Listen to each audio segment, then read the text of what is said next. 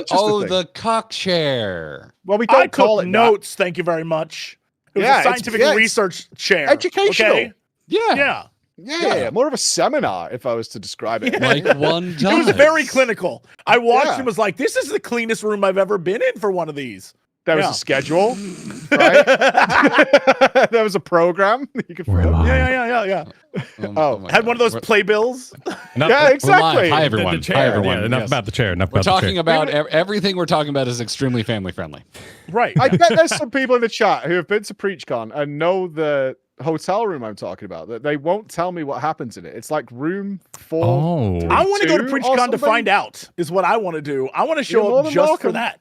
I always worry of inviting the Americans because I'm like, if you guys want to fly halfway across the planet for 3 days of debauchery, go for it. There you go, room 205. There it is. No. Now I'm worried it's going to be like, one of those haunted hotel things where you go in there and then you're just dead, like a ghost kills you. Why is it these things always start with a chaotic mid-conversation? Because it's more than just me and Kyle here. That's why. Yeah, that's true. Because we're here to ruin this program. I figured you would understand by now. Yes. Yes. What about ending mid-conversation? What time do we need to have you both out of here by? I'm good for I don't know. My voice will give out before then. Yeah, when Jesse gives up and can't be bothered, that's when we'll start. Yeah. Okay. All right. I'm sick, so, it's whatever. Sorry to hear you're sick. You poor sick boy. Yeah. I caught a cold. An Evercold. That's how it. Let's see.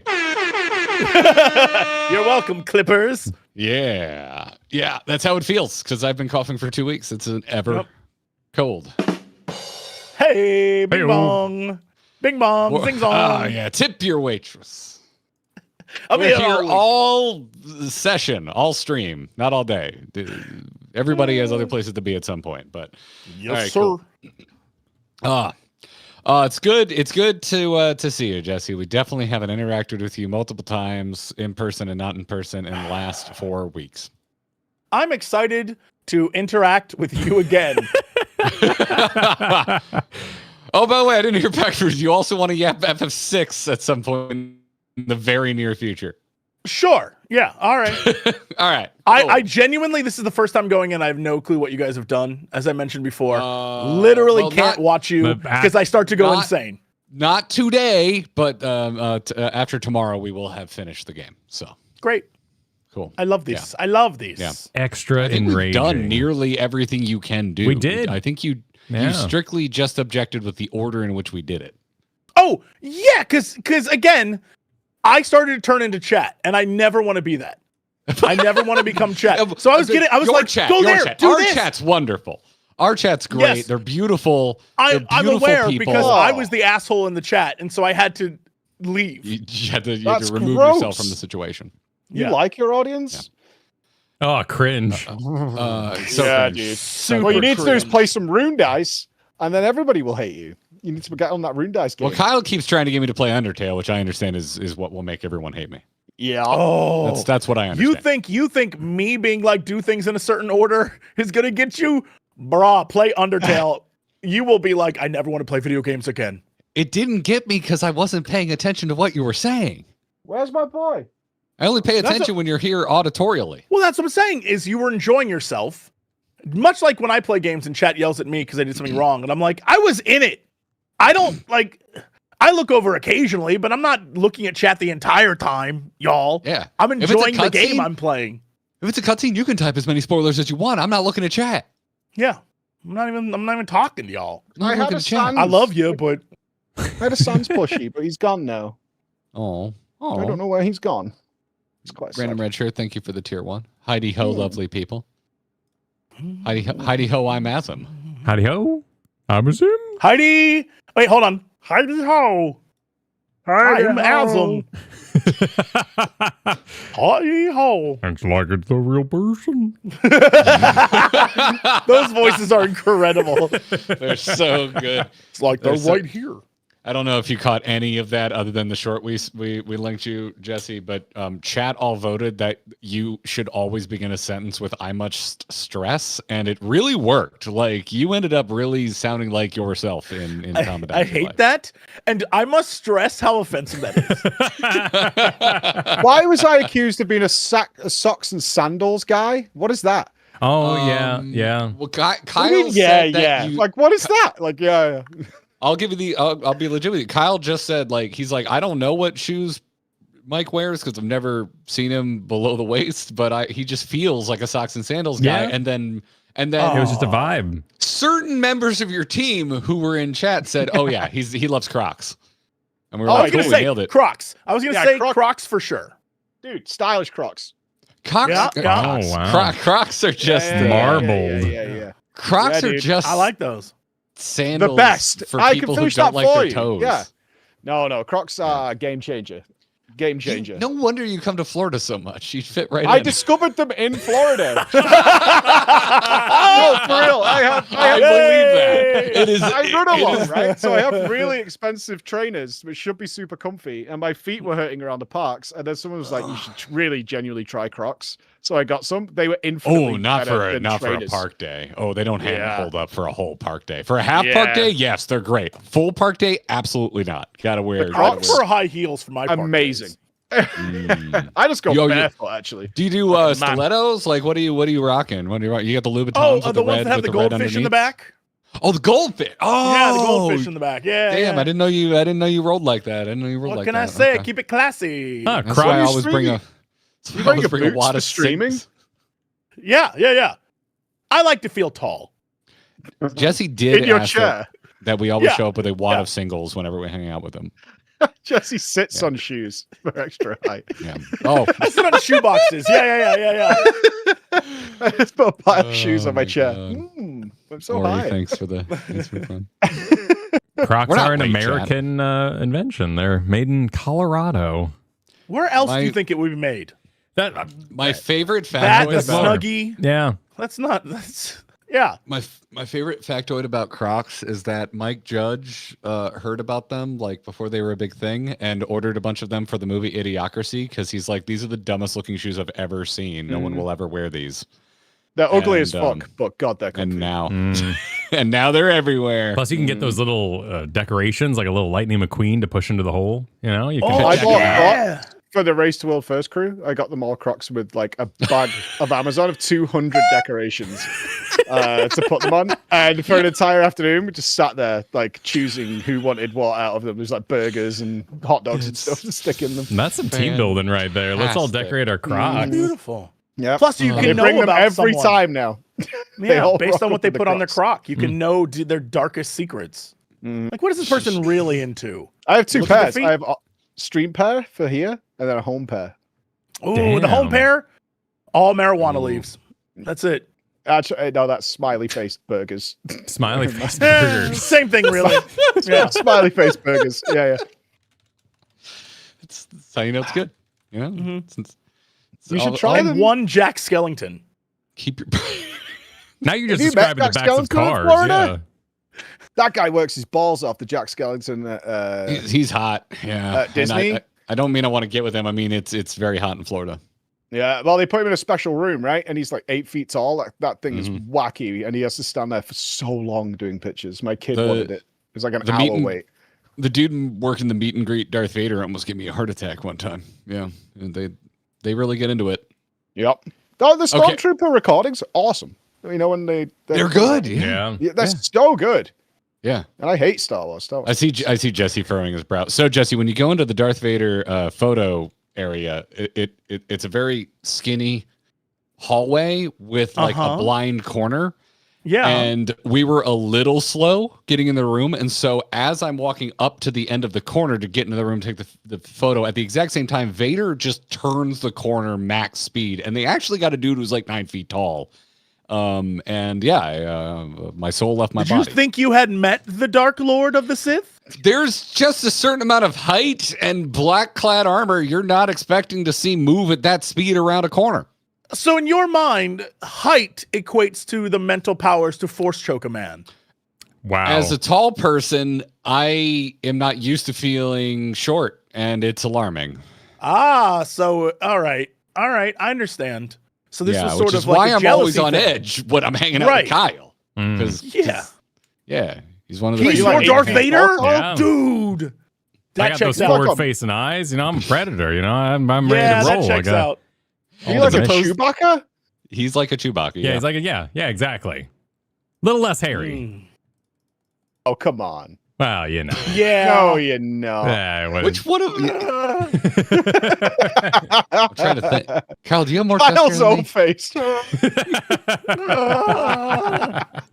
Or you manscaped, Kyle. I actually don't think I've ever seen your chest hair. Never mind. No, Never mind. I tastefully trim. Now's the time to change that, fellas. Let's go. Let's go Chewbacca mode. 2026 Chewbacca mode. Jesus Christ. Yo, you rocking that Talk about Chewbacca Final mode? Fantasy? Yeah, I think so. I'm gonna break the Very well. recording here. I'm gonna start it over, and and we'll do something akin to an intro. Like, welcome back, everybody. The MSQ roundtable has been reassembled. Kyle's here. I'm here. But more importantly, Preach and Jesse Cox are back. And we've all played the latest MSQ patch, and we all definitely 100% remember every moment of it. None of it has fallen out of our brains because no one in this panel of 4 played it way sooner than we all agreed we were going to. I'm amazed you kept your mouth shut after playing it. I was like, that must not have been easy. So you What liked are we it? talking about?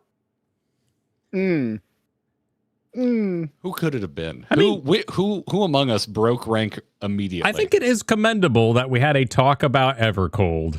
And Yoshi P said, go home and play Evercold. It's going to lead straight into the patch. And that's what they did. That was the Evercold setup. And you kept quiet, Boy, Jesse. Well howdy. done. You know, that was nice. Good performance. Have I ever spoiled you? No, sir. No. I would never. never. I delight in moments like this where we can share our thoughts and feelings with each other, bond and grow closer. Please, I would Become never so spoil British that. so quickly. It's like Pride and Prejudice. So romantic. I, Mr. Feathers. Spoiled? Not How me. dare you? Twirl your umbrella. Ooh, I would never. Hugh Grant is going to show up at any moment. Oh, sweet Jesus. Just be horribly Turn it into a horror befuddled movie. and charming. Around so how did everybody just like general like dislike thought it was mid? Let's start with you, Mike. How'd you feel overall? Did you enjoy the patch? Loved it. Yep, they We're getting tickled 2 my thumbs up from you. Yeah, they got me. They got me good. I was big smile on my face for the first time in a while things were just happening on the screen. More detail later, obviously, but yeah, I really enjoyed it. I was a happy boy. Okay. All right. Probably a good place to mention to folks listening and or watching. We're gonna spoil everything, just like everything. Everything about 14 is on the table, so just beware. Jesse, what about you? Like, dislike, mid? Also, 2 thumbs up. But more importantly, I enjoyed actually like playing it, not just like what it was, but I enjoyed like playing it, which felt fun. It wasn't just like, here's a bunch of lore, go do this thing. I was like, oh look, I'm enjoying myself running around and doing the things. So I all in all, 2 thumbs. Loved it. I And you agree too? with. I hope we have time to talk about pacing because I just feel like the whole thing it just moved. I liked how it moved. It kept going. It kept taking us places. It felt extremely well paced from a just a questing standpoint. So I agree with that. But yeah, Kyle, what about you? What's your overall vibes? Oh yeah, good to be back. Good to be back on the main lore train of Final Fantasy XIV. The reflection. I love the concept stuff. The like evolution of we summoned what we thought a god might be. Now to just like, how about just destruction? Like, what would that be like if we just skipped the middleman and didn't give it a personality or a hot body? Like, let's just go straight to what that could be, including the key stuff. It was good to see Zero and Golbez again. And I like the way they hid the lore. Like, if you don't give a shit about the random Calyx tablets or walking around and talking to every demon, it didn't feel like you missed anything. And then you felt kind of like cool and investigative if you did. 2 thumbs way up from me. All right, great. We should have invited someone who hated this patch just to throw a monkey wrench in this whole thing. That person hates everything. That's a pointless discussion. Yeah. Okay. All right. I mean, okay. So I've only seen something vaguely akin to any sort of negative trend in reaction to all of this. Do we want to start there? What? Well, hold on. What was? I would love to know what I'm people curious. didn't like. Yeah. So I've seen a few comments. I wouldn't say it's insane. And honestly, in the grand scheme of naysaying in the realm of 14, folks have been pretty chill about it. But I've seen a couple people say that they felt that this was an overcorrection to the hating on Dawntrail, and that some folks have called it just straight member berries. I can see why someone would say, "Oh, it's member berries," because they did a like, "Hey, we're gonna go back to places we previously been. This is a thing. We're gonna tackle some subjects we tackled before." But I feel like no matter what, that was, again, I'm so curious. I don't know if I brought this up last time we talked or I was saving it. But one of my biggest questions I have for Yoshida moving forward is, like, when we were together at that thing and sitting there having a conversations with him during the media tour, he was like, "Yeah, remember the Asians? Which ones are left? And also we're going to do some crazy things."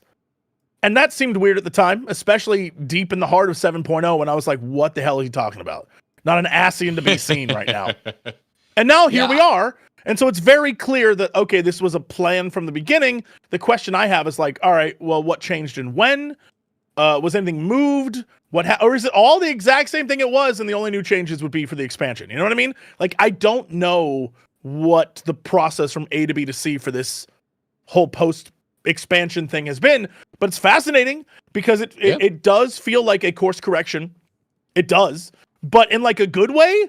And so I don't know why you would complain about it, but also I'm curious what was a thread that was pulled and what was something that was pre-planned. You know what I mean? There's clearly something, but I don't know. Yeah, I think they were hinting at it, like you said, during Media Tour, but how much of, like, not every word was written ahead of time. It's not like they had the complete scripts for 0.1 through 0.5 already in the can before Media Tour for Dawntrail as a whole. Like, they did. They could certainly massage absolutely they did. Yeah, really. I'm the opposite. Yeah, I don't think they changed a damn thing. I think that is red herring city that they were saying at the media tour. Because based on the interview I did with him, where they'd already talked about the evolve mode, which I didn't realize that's what they were talking about, but now in hindsight, it's absolutely what they were talking about. Oh, That's interesting. We went back and watched the interview and we're like, oh, he's absolutely talking about the evolve mode in this, and I didn't pick up on it. And where we've gone, the different perspective this patch gave me is that Dawntrail, I don't know if I've talked about this with a few people, so maybe it was with you guys last time or not. But Dawntrail, they kept going, it's a vacation. Hey, vacation, blah, blah, blah. And we were like, yeah, we're going to sunny beaches and whatever. But no, the way now I interpret that is, no, we're legitimately taking a vacation from big main story to reset your palette and also to get the chess pieces back in position for the next story.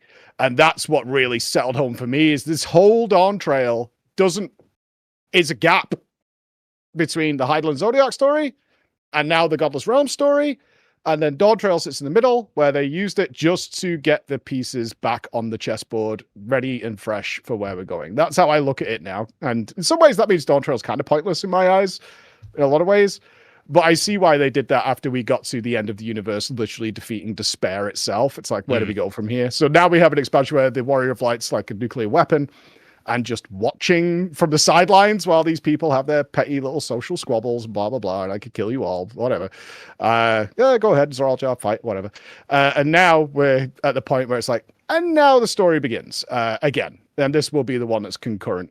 I don't think anything from Dawntrail carries over, but that's what it feels like to me. It's like, it's a vacation for you guys, beaches, but it's also a vacation for us before we get into this next bit. That's what I'm getting from this.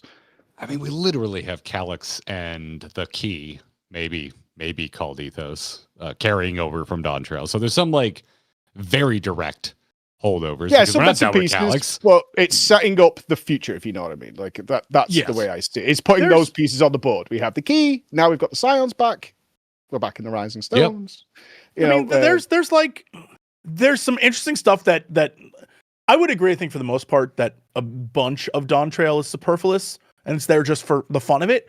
But I think that they did some really fun, like laying the groundwork of what's to come. And I'm sure in 4 years from now or whatever, much like how people, even to this day, I'll be like, man, A Realm Reborn is not it. But with that said, there's a ton of stuff in there that's very important. I feel like that's what Dawntrail is going to be, because they laid groundwork for Asm backstory, including the Malala, including the whole volcano story, including like what this person was doing when they weren't being turned into some horrific monster in the, the end times. You have this introduction of a new MacGuffin. You have this introduction of the fact that in those bonus dungeons, we're introduced to more concepts of like worlds melding together, or the idea that what was the timeline of that? Because we have those damn serpents, those Ronkin serpents everywhere. Is that a melding thing, or is that the Ronkin serpents were there before the world shattered? Right? There's things they're laying, they're putting in groundwork, they're giving us all this stuff, and I feel like those are the standard issue Final Fantasy XIV. We're gonna lay some things, and if they click with you, we're gonna pull on them. And so there's a lot to work with here. And I love the fact that it wasn't just, your standard issue. All right, we're going from we beat the end of the world to, now there's another end of the world. We got a break. We got a moment. And now we can jump back into it and go on another adventure. And so I'm pretty excited. Again, doesn't change that Dawntrail is at best a 7. But like, honestly, I like what they're doing, what they're setting up. And I'm really excited to see where we go from here, because there's a lot that they've really thrown in, and it doesn't seem like it's all that important, but I promise you, given time, it suddenly will be, and you'll be like, oh, that was really cool. So I'm excited for that. I'm excited to look back and be like, all right, the rosy colored goggles are on. It wasn't as bad as people said. It's going to happen. It will happen. Oh, absolutely. That always happens. Yeah, that always happens. But it's nice to have stakes again. That's why I miss having some stakes to care about. And very quickly they've established, like, there's the biggest stake.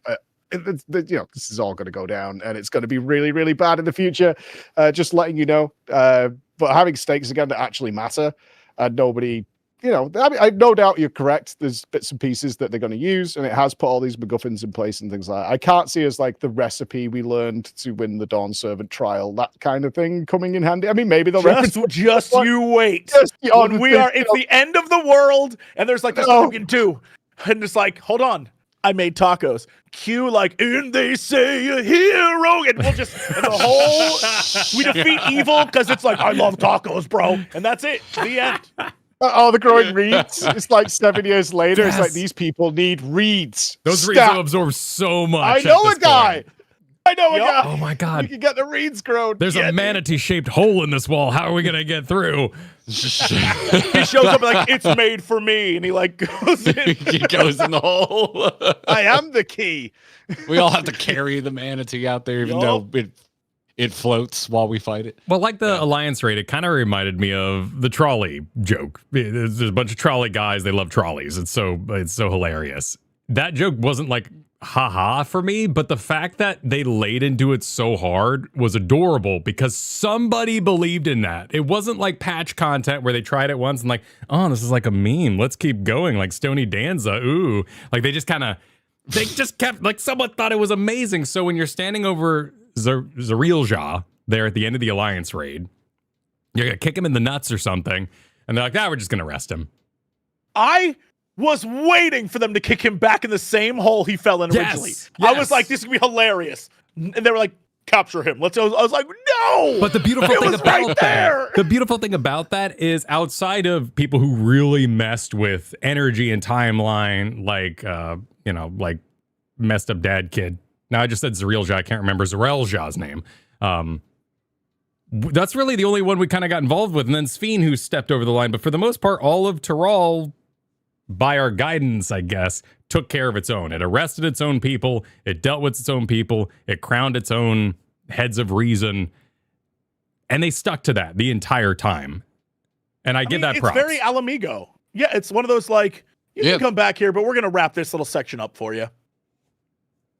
You know, it's just like what they did with Alamigo.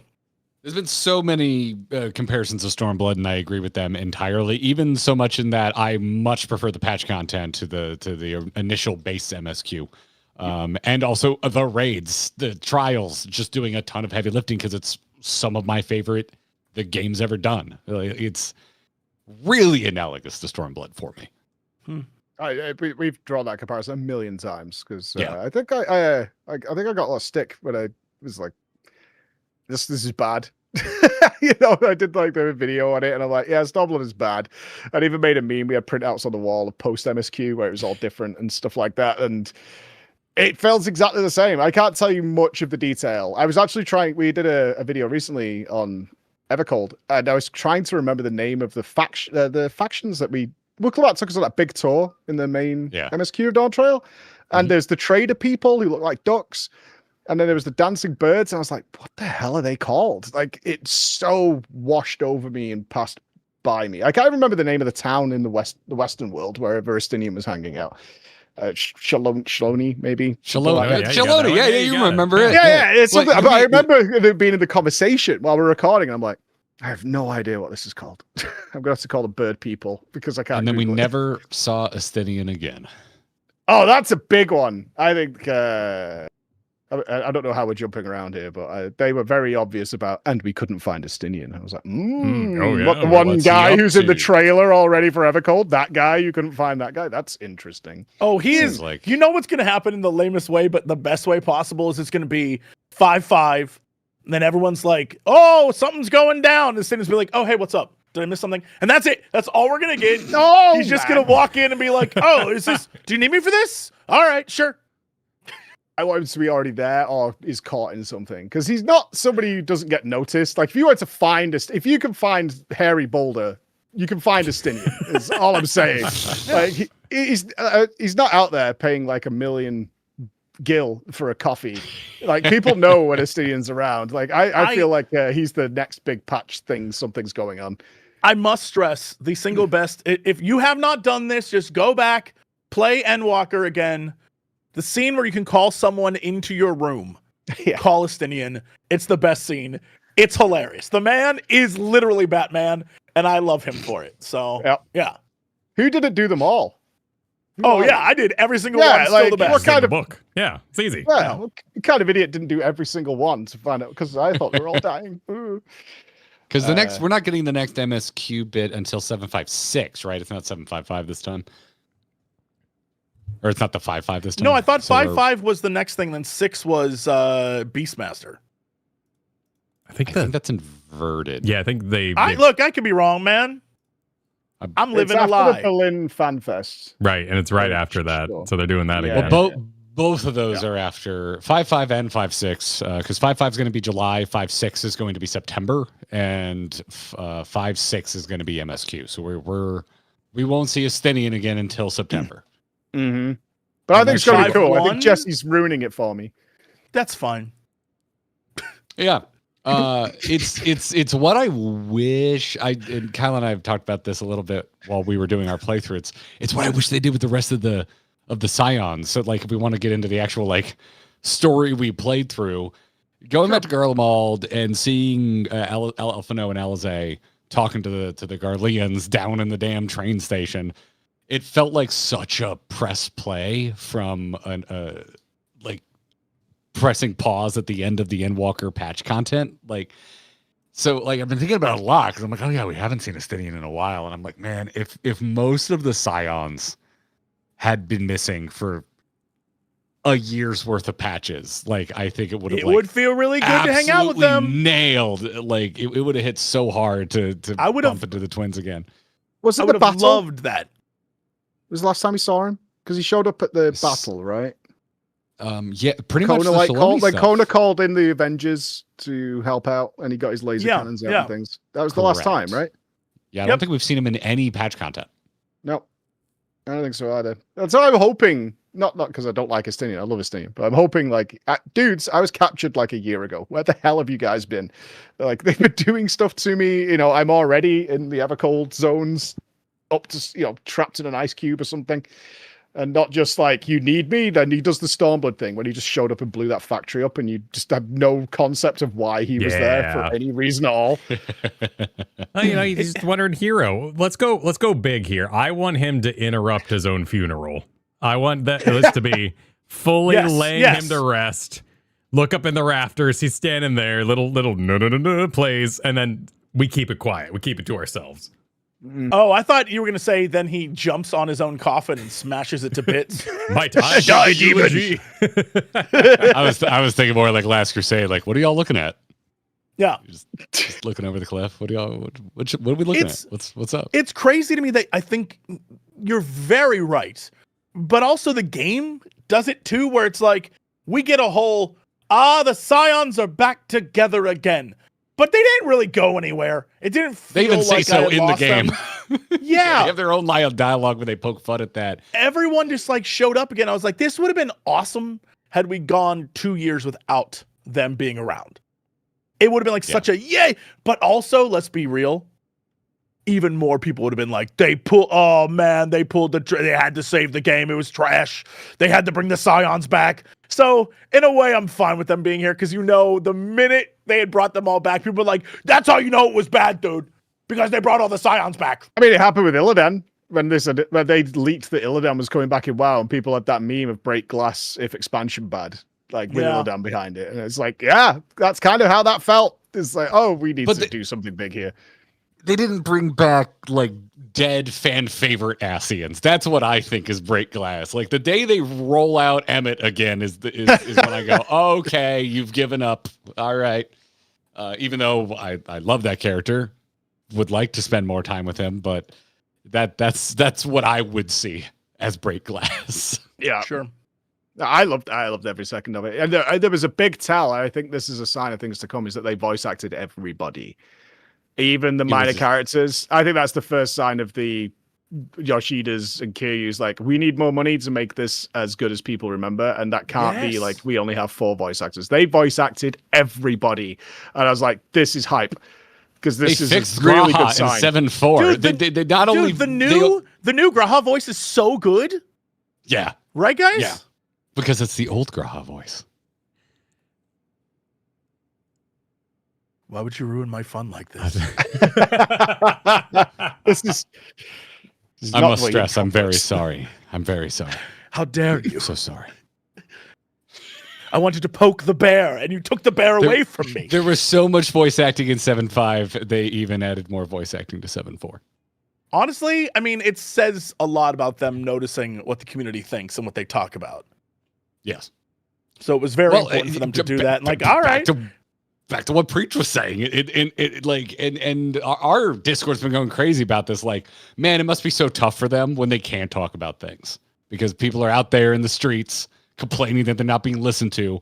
But then you find yourself in a interview almost 2 years ago with this lovely British man, and you can't even talk about the thing like anyone like people are asking about, but you can't say it because it's not time yet. You gotta wait. Well, that's how good those guys are. Mm. It's happened to me twice. Like, we double checked. There's 2 things. One with Ian for WoW when I was in Germany, and now with Yoshida, like before Dawntrail. And if you can get them like thinking about something, so they're kind of musing and mulling things over, but they're in interview chatting, something's in there, and it won't make sense for like 2 years. But in that one, he's going, wouldn't it be interesting if like the tanks like had different roles, which like, dictated what kind of tank they were? And I like glossed over it because I'm like, who doesn't know what a tank is? Which is the correct response to that kind of thought when you're thinking about the game. And he's like, oh, it's because you're making this now where there's going to be this off tank role, this tank role, and you're trying to maybe even get a response from me, and I'm too stupid to pick up on this idea. And he's like, yeah, maybe we can get that. Maybe I can fish something out there. But it's that's and then Ian did the same thing with housing and was like, oh, it'd be kind of cool if like maybe a class could build things out in the open world because we've built this tech where you can just build stuff. So maybe we could do that, and maybe that's a trapper class or something like that. And I didn't pick up on it there either, and I'm like, idiots. So now every word I'm dissecting. What could the secrets be? You're going to become the number one location for completely insane fan theories about. Yes, I'm here for the downfall. Yeah. I'll make my own. Preach gone crazy, and I'll put a red arrow at your face. It'll be great. Sick. I'll do the face view. Oh, yeah. Oh, Yeah. We'll get the thumbnail. We'll do it collab. Hell yeah. Then we'll start some internet beef and we'll coordinate it so it's like a WWE match. It's like, I'll say this. And then you say that. As long as I can call you brother when we do it, yeah. Yeah, you gotta choose your own gimmick. I know, a great content. Let's be perfectly patient for like 2 years straight, and then not bring up when we were right earlier when it actually happens. I think that's a play. You're asking a room full of content creators to be patient, Kyle. I'm notorious for my patience. I'm proud of myself. Yeah, well done. I don't remember you putting out it. Look at his face. I don't remember either of you putting out a 14 is so cooked video. So I well done. I got more shit for that than actually making that video. That's real. That's real. Because I just didn't feel that way, which is incorrect. Oh yeah. You said that. So was it even? It might have even been on one of our shows where you said that you got a bunch of shit for not being mad enough, and I've never felt felt from more people who are our peers as well. They were like, "You need to be doing more." And I'm like, "Yeah, but I don't feel that way." So I don't know what you want me to say. Like, I don't hate every second of this game by any means. It's not great. It's not as great as it could have been, but I don't hate the most I've ever felt represented by you, Mike. Like, I was just like, thank you. I'm so glad someone else brought this up. Yeah, I don't hate it. There's bits I don't like. I've been quite honest about that. There's bits I really do like, though. So sorry, I guess. Yeah. Have you tried having correct opinions? That's all. Just get to the point where you don't care, and it's like, I don't know. Every content creator believes that their opinion is correct. Yeah, I mean, mine is. But I'm not saying that's everybody. That'd be stupid. At any rate, I was staring at. I was happy to see Euless again. I was staring at the entire unmaking, being like, "Is this evolved combat? Is this are we evolved?" Because he didn't stop. Like he's standing there. Enuo.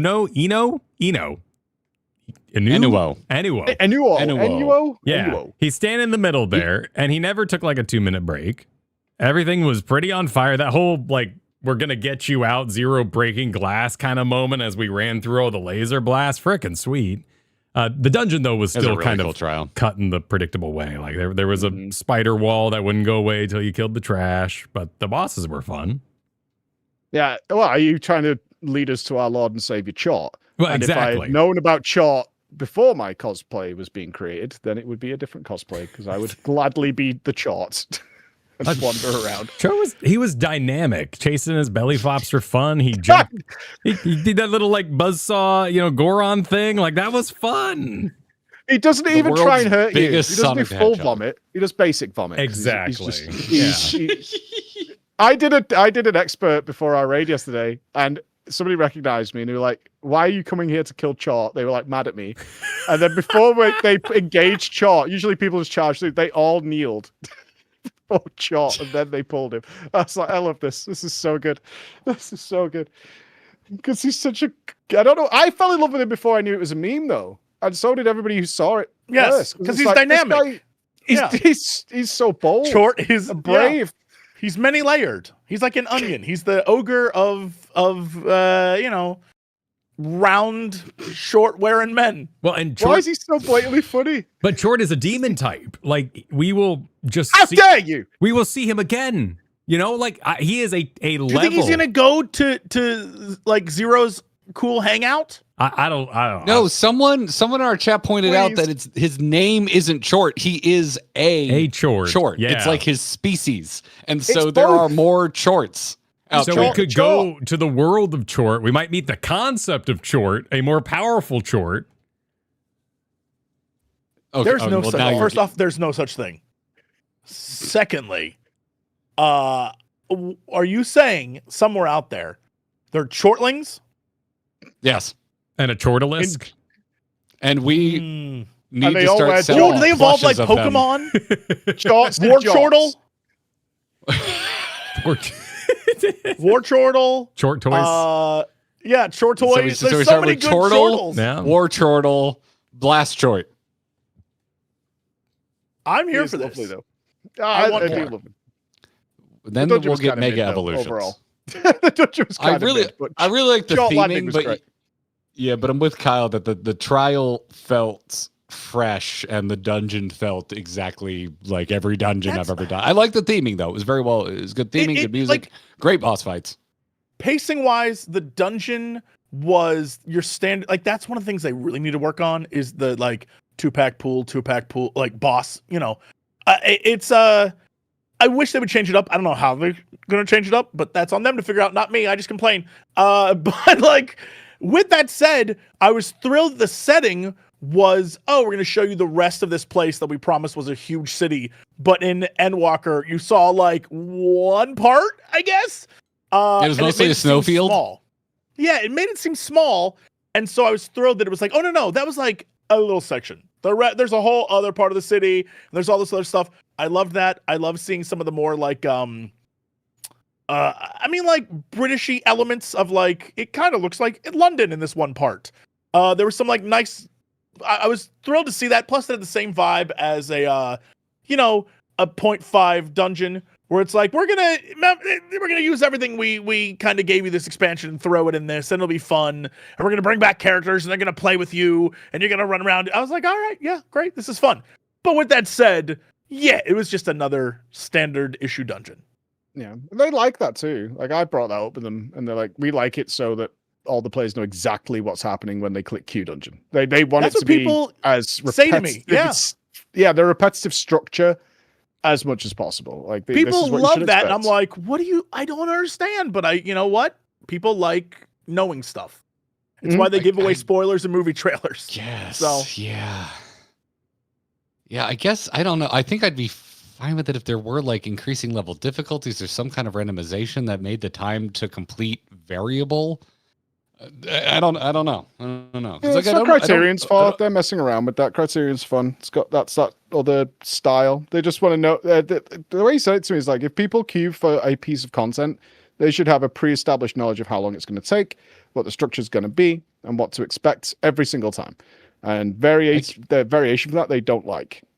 Then why is there only 3 dungeons in Expert Roulette? Like, why do we need to make all the dungeons so goddamn like similar when Expert Roulette is like you get 1 of 3 experiences and you're gonna keep doing it over and over again if you do Guarantee expert success dungeons. rate as well, which is a major factor in pugging in MMOs. Like when you pug in an MMO, they do not want the WoW experience of you sat in a queue for like 4 hours and it has a chance to fail, and they want you to have that positive experience. So predictability increases success rate.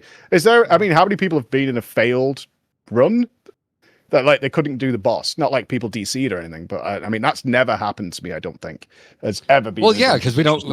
Yeah. Well, because we don't need healers. They're just there to make people feel good. Oh, if I have to heal you failed. That's not on me. what is your what's the healer have to say about that? I'm just supposed to keep DPSing.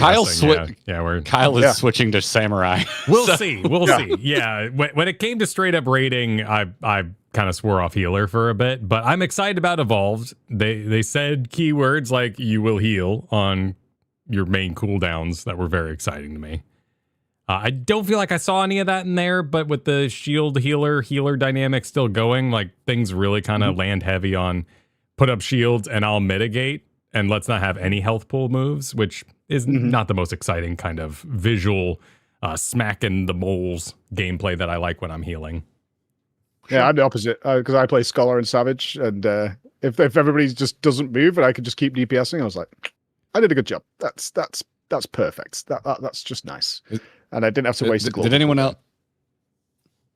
Did anyone else pick up on the thinking from the community that Golbez charging zeros freaking tank LB is a preview of how off tank main tank is going to work? That Dark Knights are just going to show up to charge the paladins? I did not pick up on that. That's really interesting. We had some folks in our chat having a big think about that. Because I've been thinking a lot about how it's going to work. Yeah. moment in the trial when Zero saves us all from the big Enuo blast, Golbez is right behind her doing big sword out, kind of almost Lich King pose, like shooting a beam into her and making the classic Paladin LB even bigger with like further out purple wings on the edges. Interesting. Do you not think that's just because they wanted to give him something to do for that cutscene? That's what. Well, that's what I'm afraid of is going to be the case of off tanks when this whole switch comes down the line. I'm being positive about the whole thing. I think there's room when you think about it. Like, how could you utilize this instead of waiting to taunt? I'm really kind of positive on what they could bring to the. So it's a much more engaging experience. Whether people will like that, I don't know. If it leads more varied experiences, I'm fine for that. But I still want a tank swap every once in a while. It doesn't need to be every damn fight. But no, you'll have that. You'll have ads too. But I think in those, how nerdy are we going to get here? Because this is definitely my wheelhouse for a lot. Same. And also, actually, another thing I noticed in the dungeon, there was no tank buster except on the final boss. Because usually there's a tank buster on every boss in a dungeon. Mm-hmm. Which there's a lot of potential there. Curious to me. Yeah, I really do feel it's going to be a synergistic role, like the healing is. A real synergistic role in how you mitigate things. Because certainly you just kitchen sink stuff right now in a lot of ways to bypass mechanics. And I think that's going to change. And it's going to be a real synergistic system where the off-tank is as engaged as both healers are typically. Unless it's, one of the healers I play with who refuses to heal. So to be clear, right now, we don't actually know much about off-tank, main tank. We know nothing other than it's a thing. No, because nothing. So, like, anyone who has any opinions, it's literally just based off the vibe check of tank, off-tank. Yeah, I just want to you got to play through how would that work? Understood. Oh, yeah, completely understood. I'm just trying to figure out, like, there have been a lot of people talking about this, and it feels like one of those things where I don't know that other than what you hope and wish, or maybe fear, you can't for certain say anything. No, and so I've seen but they invited that. Lose their mind, and I'm like, does anyone know? They invited that.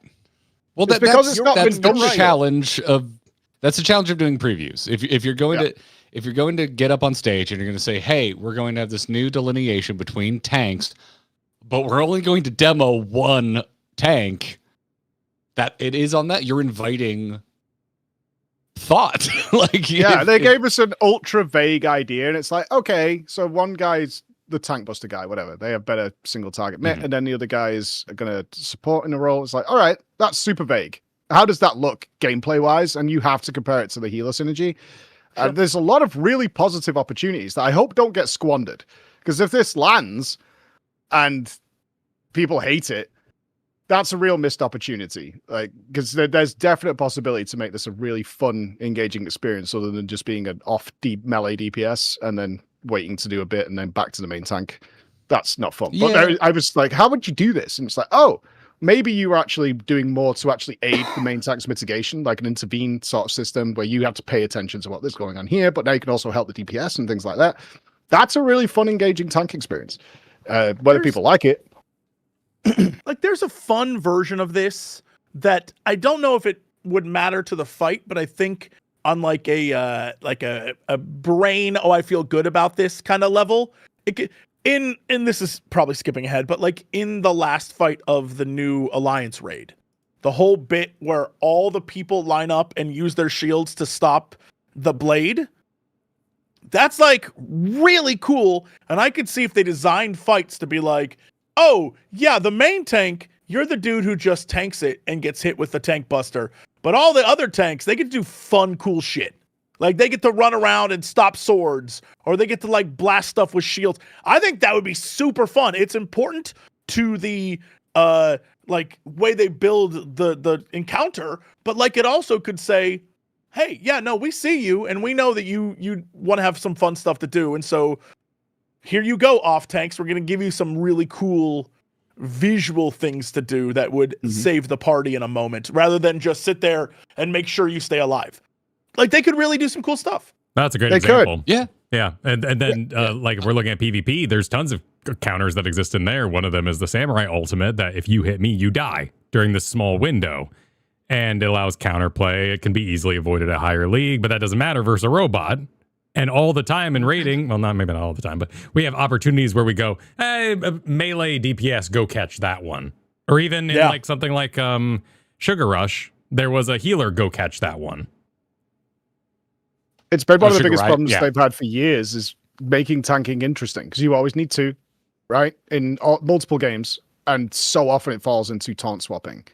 And then occasionally there's something. Like, people are excited about the fact you got a little QTE on Greg, you know, because you got to do something else. So the fact that they're changing that dynamic and going, it's actually more fun for us to make things where you're not just both the same thing, and we have to give the tank, you both deal with kind of the same things. That's less fun than, you have to, because I can see, like you're saying, visually, there's tank busters coming in that you would typically invuln or whatever. Now the off tank needs to be like behind you with like your hand on your shoulder. Like, we're taking this together.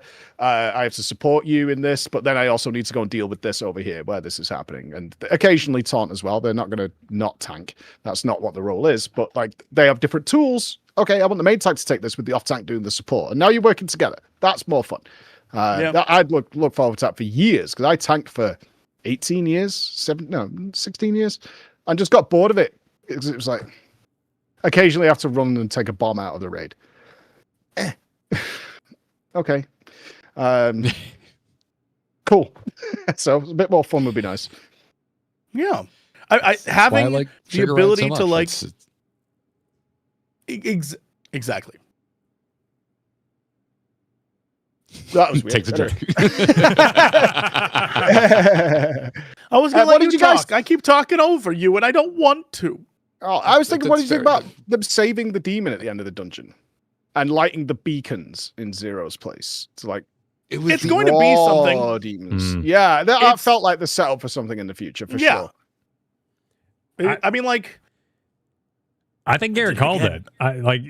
On stream, Garrett, we were talking about how, rejoin the stars, that sort of lineage. And are we going to do this holistically? Are we going to find a way to not just slam anything together? Can you even at max level in some future expansion go visit your friend on the first? How are they going to maintain that content? And you mentioned those pipeways that they were building, those, little balls of light. And if we just set up some ethereal flow between every single one, problem solved, right? Like, we've now caused them all to share together. We just sort of share all the beams. You get some of this beam, you have some lightning beam over here, and we make ourselves a nice, happy, balanced universe. It's got to happen pretty much next MSQ, right? Because when Evercold launches, the second quest after the introduction of somebody is going to be us going to the Evercold zone, like we did with Dawntrail. It's like, hey, I'm with Clement and I'm here. And then next quest is you're on the boat. So it's got to be somewhat the answer to how they're managing this, because I assume we can't move everybody. That's got to be the part of the big problem we deal with. But this final, how do we move people between, has to be kind of established next MSQ with the keys. And you mentioned earlier, Garrett, it's called Ethos. And Chris, who works here, he started typing and Googling and reading fan theories. And he was like, we actually have some other elements from the Greek history that fits this. I think I've got to remember names like Pathos and Kairos, which is in one of the previous raids, the Endwalker raid. Like, we already have that piece, which all sticks together in some way. And it's like Dynamis is one of them. I'm not a massive Greek nerd, but I did go like reading up on the concept of the ethos in how it exists within a Greek culture, and it seemed extremely vague. Like, it's like the concept of a character. So yeah, like I think the way I interpreted it is we are setting up the three pillars moving forward, and that the like ethos is the Asm character, but more importantly the hero thing, where it literally is by your actions you are inspiring others. What you do establishes a credibility of your character, and so that is who you are, and that's you. And then like Pathos in this case would be the emotional appeal of Halmarit, who's like, everyone is going to die if you keep doing this. I'm trying to save what I can, but you are a crazy person if you think your way is better, because no matter what, everyone's dead. So like, help me do this. And then obviously I think the logic, the logos is going to be Calyx, who's like, You both are stupid. Here is the nerdiest way of solving this problem. And I feel like those are the pillars moving forward. Obviously, that can change and they can move stuff around and have it go where it needs to go. But like currently where we're at, they set up a problem for us. And there's like the good guy, we're trying to save everything. And then there's the characters like, you can't save everything. And it's like a very fun conundrum to be placed in front of us because Can't be done. Interesting. I would love to hear. I got a totally different take than when we have that final conversation with Hammer and Calix. Because while I was watching it and they're talking, I'm like, why are you telling us this? Like, what is the purpose? Because she's so pragmatic, and so is Calix as well. They're very pragmatic. Like, what is your purpose in this? And then we have a little visit with Calix at the end. Where he pops it in his, that scroll costume is still ridiculous, but he like pops out to have a chat with us. I'm like, why are you doing this? Like, we don't play a role particularly unless you like, where your take is like, we kind of need your help to make this happen because it's going to happen. It'd be easier if you were on our side. My interpretation of that, based on the way Hammer is talking to us and our history with Calix, particularly the dungeon where Calix is constantly assessing the data on us, and a firm scientific belief that with enough data, he can calculate what beats us, and it just never works. I got the impression that Hammer and Calix are both very dialed in that this is going to happen. Lots of people are going to die, and the most pragmatic solution that can save the most, which may not even be a lot, is the way they're going about it. However, Sure. for whatever reason, you illogical warrior of light keep kind of prevailing where you shouldn't. All data, everything we've observed in the past, you should not win. And because you're going to go, we'll save everybody. And everything points to that's not possible. It's not going to work. It's not going to happen. But you're going to go ahead and do that. And I kind of felt like they were planting the seed in a way. We're letting you in on what's going to happen, kind of hoping you do, because you shouldn't be able to. That's what I felt was going on, especially with the ending with Calix, because they don't understand us. You know, Calix has spent the entire last part of Dawntrail trying to scientifically break us down into a number on a spreadsheet and this is how you beat this. And it just never worked at any point, even though it shouldn't. So that's what I want. Your thought is that they're like, we hope you succeed? Yeah, they're going to go ahead with their plan regardless, because they pragmatically believe this is how you save the most people and preserve life, which they both want. Helmer and Calix are both aligned in that view. They might have different ideas of what that represents, but they do want people to live. Calix wants to live forever and all that kind of stuff and preserve the evolved version. And Helmer's not a genocidal maniac. It's just that this is happening because our enemy is nature. Right? That's where we're at. Our enemy is nature. Heidelin was holding back what is about to happen, and she's gone. I think there are parts of what you're saying are probably like, my big takeaway from this is, one, we are absolutely getting a Legion of Doom. I do not care how it happens, but we're going to get a villain from each reflection as part of this group, but they're not going to necessarily be villains. There's going to be people that have their own agendas who have worked together, who are Winterers, right? There's going to be like one person from each thing that's going to be a part of this. I'm also holding out an element, do you think? Maybe. On your thought. Yeah, like, I mean, if we have an ice one, like, I feel like there's going to be someone, I don't know if it's going to be Helmer, it's going to be the Evercold person from the 4th, but there's going to be someone that'll be part of this group, and they're like, I'm trying to save my world, or, whatever the case may be. Like, it's going to be a bunch of people working together to do this thing, but they're not going to be, like, pro you. They're going to be in your way the entire time. And I also, fingers crossed, Cyrilja makes a comeback. They break him out of prison. He's part of the Legion of Doom. Fingers crossed. But anyway, what I think is going to happen for sure, because I feel like they've established him as a character that you never know what to expect from, yet you should. I think Calix is going to kill every last one of them. I'm convinced that Halmarit does not make it out alive, and all the Halmarit horny boys, sorry, she dead. She's super dead. Calix is going to murder shit out of her. And I'm convinced of this, because he is very clearly like the baddie. And they keep putting him in squirrel outfits and stuff because it's like, ha ha ha ha ha, he's goofy, and don't worry about him. He's 100% going to betray all of the Winterers. It's happening. He's the big guy. Kyle and I have had a similar thought, but we think it's going to be the opposite. I think we both see Calix as horribly impatient, and he's going to F off to do things his own way because he doesn't think the Winterers are moving fast enough or coming to a consensus. And whatever he does is going to be awful. And we are going to buddy up with the Winterers and go kill Calix. I genuinely think Preach might be onto the idea of like, there's a moment where Halmerit's like, wow, you really did it. I'm so impressed. You know, you'd make Asm proud. Pistol to the back. Calix is standing there. And he's in his little square outfit, but he has like a little white swoosh. Right? Because if he finds her useful, but she's not doing what he wants, that's a more sinister villain. He's not killing you. He's enslaving you in some way, because it's more, in his mind, that is the logical solution to get to the end product. Because he's definitely the ends justify the means. Right? 100%. Like, we kill the entire population of Solution 9. It's fine. It's whatever, because we're going to save a bunch of them. It's thumbs up. Yeah. So I could see him not just like killing her, but taking her mind, absorbing her power, doing something like that, because it's actually more efficient. Turning her into a raid boss.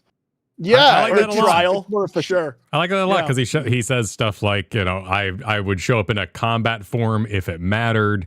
You have Halmaret being super nervous to approach us. So despite what I think a lot of people see as villainy, is more just her like really nervous and working up to deliver her speech and piecing out as fast as possible, throwing a little Xenos for flavor, being like, you can't single-minded this. Don't dog after me. I'm not the problem. You need to find something I don't more eloquent. sense malice in Hammer. I don't sense that in that character as actually having ill intent, but more a case of this is how we get most people through it. Which is, like I said, it's aligned with Calix, but not on the same path. It looks the same on the horizon, but he's got a different road. That's how I see it.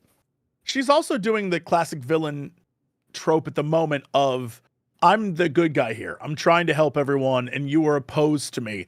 So I don't know where she's going to end up at, but I don't think we're going to be friends for some time. Like, I don't feel like at the end of Evercold, it's going to be like, you know what? You guys, I love you. It's like, oh, Halmerit. Like, there's no way. If it happens that fast, I'd be shocked. But it could. It very well could. Yeah, I think we're going to be opposing. Yeah, that's what I mean. It's like she's going to do her plan. And we're going to be conflicted. That's why I find her not our way. Well, that's why I find her so interesting, because there's just nothing about the scene where I read Halmerit even as a villain, period.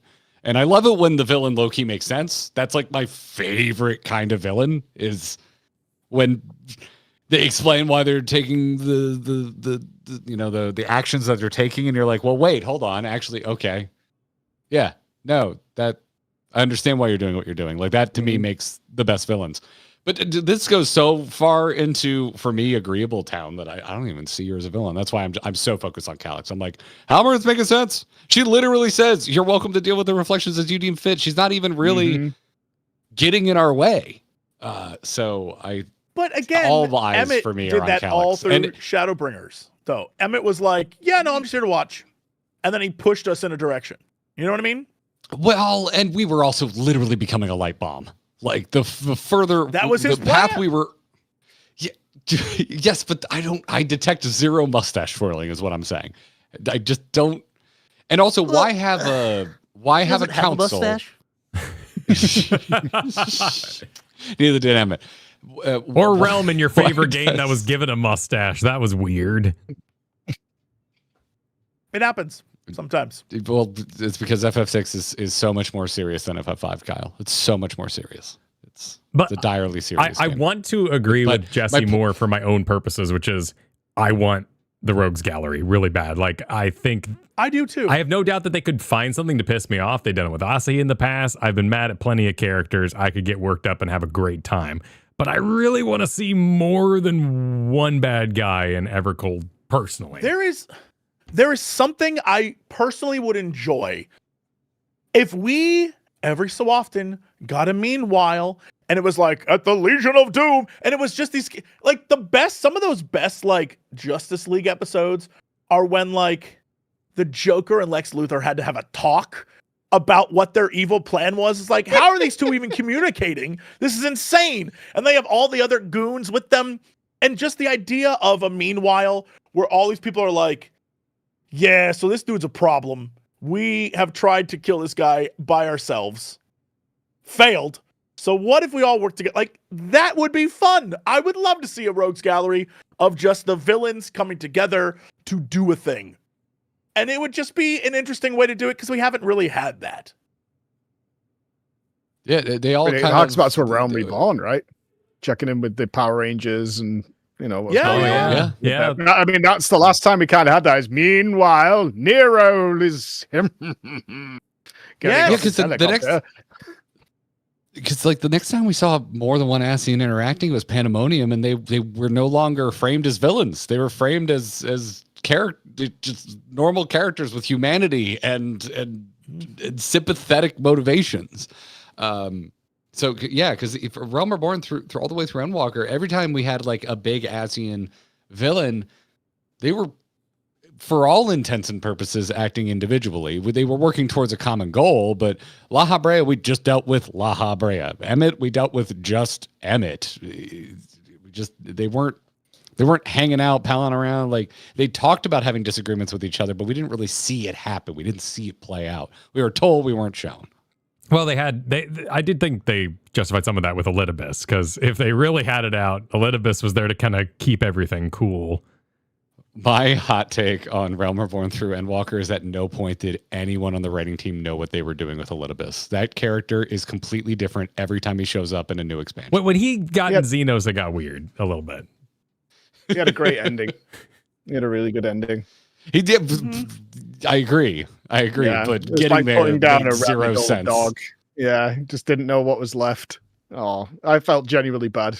So, I did think it was fun that they added little retcons here or there where characters would be like, yes, that Ascian loved to do this one particular thing, and that other Ascian, oh yes, did this other thing. Because it always made me laugh because it's like, yeah, there was a reason La Habrea, we never saw his face.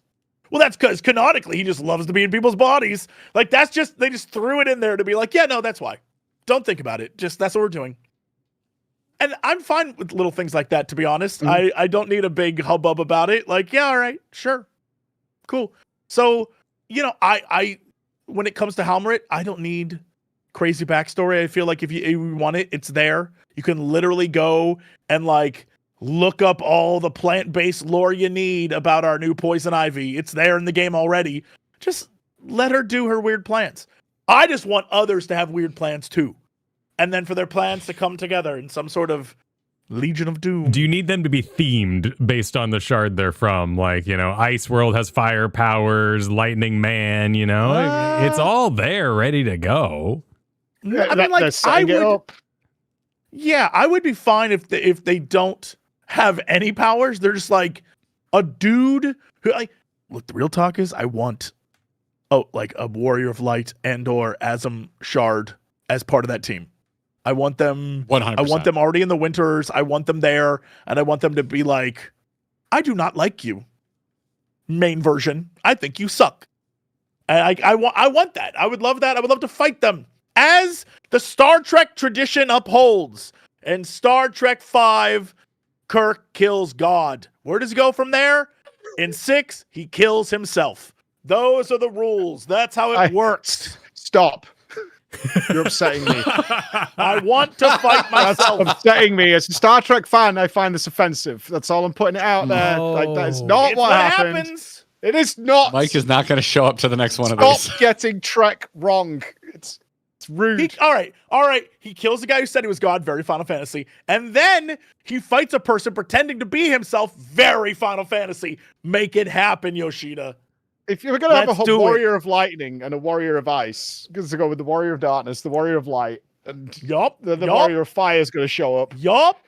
And we have to claim all their souls, because then we can put that back, which holds the reflections at bay. And there are currently balance. 6 of us out there. I'm just saying, there's 6. Bring them back. Let's go. Let's do this. There's 6 other assholes like us we got to deal with. I'm just so happy. I just need one. Mike was saying earlier that they didn't like Star Wars, and I just let it go, but now I have an answer. Everything makes sense now. Star Trek. Star Wars is bad. Mike's from the era where there used to be Star Wars versus Star Trek conversations. Now we live in 2026 where they're both awful. Oh, just the worst. But that is like I get so excited when FF14 is Star Trek, when they produce like they're just like, there's a society and robots decide if everybody lives and dies in fake wars. And that's how we found peace. I'm like, well, what a fantastic idea. Let's explore that. They've got a culture, they've got a history, they've got diplomacy. Yeah. Oh, we go. Princess Leia's back. She's flying through space. Like, shut up, man. Just shut up. We need a nerve pinch. We do tend to trial a lot. It's a video game. Urianger should do it. It would be dope. Yeah. If he just Vulcan nerve pinch somebody. That would be my guy right there. That would be so good if he just popped basically just is Spock with the ability to lie. Yeah. Absolutely, the Loporrit's time. I mean, it was so. Can we just say, like, from fans? I don't know. I was saying at the beginning, I was smiling all the way through it. Like, to have the Loporrit's back, and even though they make me just go, they're so funny. And have all those. Dude, same. Yeah. I had that feeling big time. Because like when they showed up in Endwalker, I'm like, what are we doing? And now when we return to them in this patch, I'm like, I am legitimately happy to see you. Like there was that quest in Endwalker where you run around and dish out one bunny for every person down in Labyrinthos. Yeah. I wanted to uninstall the game. I hated that quest so much. It doesn't help that the game has like a 30-second music loop in that moment and it overrides Labyrinthos' music. The most dramatic music loop playing ever. Forever. But I was like so out. I was like, God, the world is ending, and we're I assume this is pre-FF4 because that's what it was for me. I was like, why are there rabbits on the moon? But everybody who had played 4 was like, uh-oh, we're going to the moon. We know what's on the moon. I was hype as hell. I was like, let's go. I had no idea. So everyone was waiting like, what's he going to do? I was like, oh my God. I was a grump about Final Fantasy references for the sake of Final Fantasy references before I played retro Final Fantasies, and I'm still kind of a grump about it. Really? They fixed a huge one that pissed me off though. They fixed a huge one. In Endwalker patch content, I was having a great time. I think Endwalker patch content is extremely strong, really fun adventure. I had a super good time with it. I was furious when they made Zero a paladin because Reaper Zero is one of the single coolest characters we have ever had in the MSQ, and they made her a paladin instead of giving her a light scythe because she literally breaks her scythe. The blade is missing. It would have been cooler if she channeled light into the scythe and the blade became actual light energy. They made her a paladin because that's what happens at 4. And that's just such a cop out and such it was such a complete inability to be creative with your own fucking setup that it infuriated me. And they fixed it in this. Zero can just become Reaper, which is Azim as shit. Like old Azim, we know, went from town to town, inspiring acts of heroics, and we've basically just built another Warrior of Light over on the 13th because we now have literally trained someone to be a hero so much like us that they could literally swap jobs, and I think that's awesome. The alternative is those of us who played FF4. I spent about 45 minutes in Zero's little sanctuary place looking at the statues. Like, is that Cecil? It kind of looks like Cecil. I think I like getting all the different angles, and we were like, I don't know. I was like, I think it's Cecil, bro. Like, as we had Golbez and stuff, I was like completely convinced that we were going to find Cecil and not that Zero would be Cecilia, and swap it around that way. But I find it really fun now. But it's the opposite for me because I played the single player games afterwards. So for me, the references in 14 are in the main games first, which is more interesting in that respect. So I'm like, oh, that's that thing from FF14. When it's the opposite.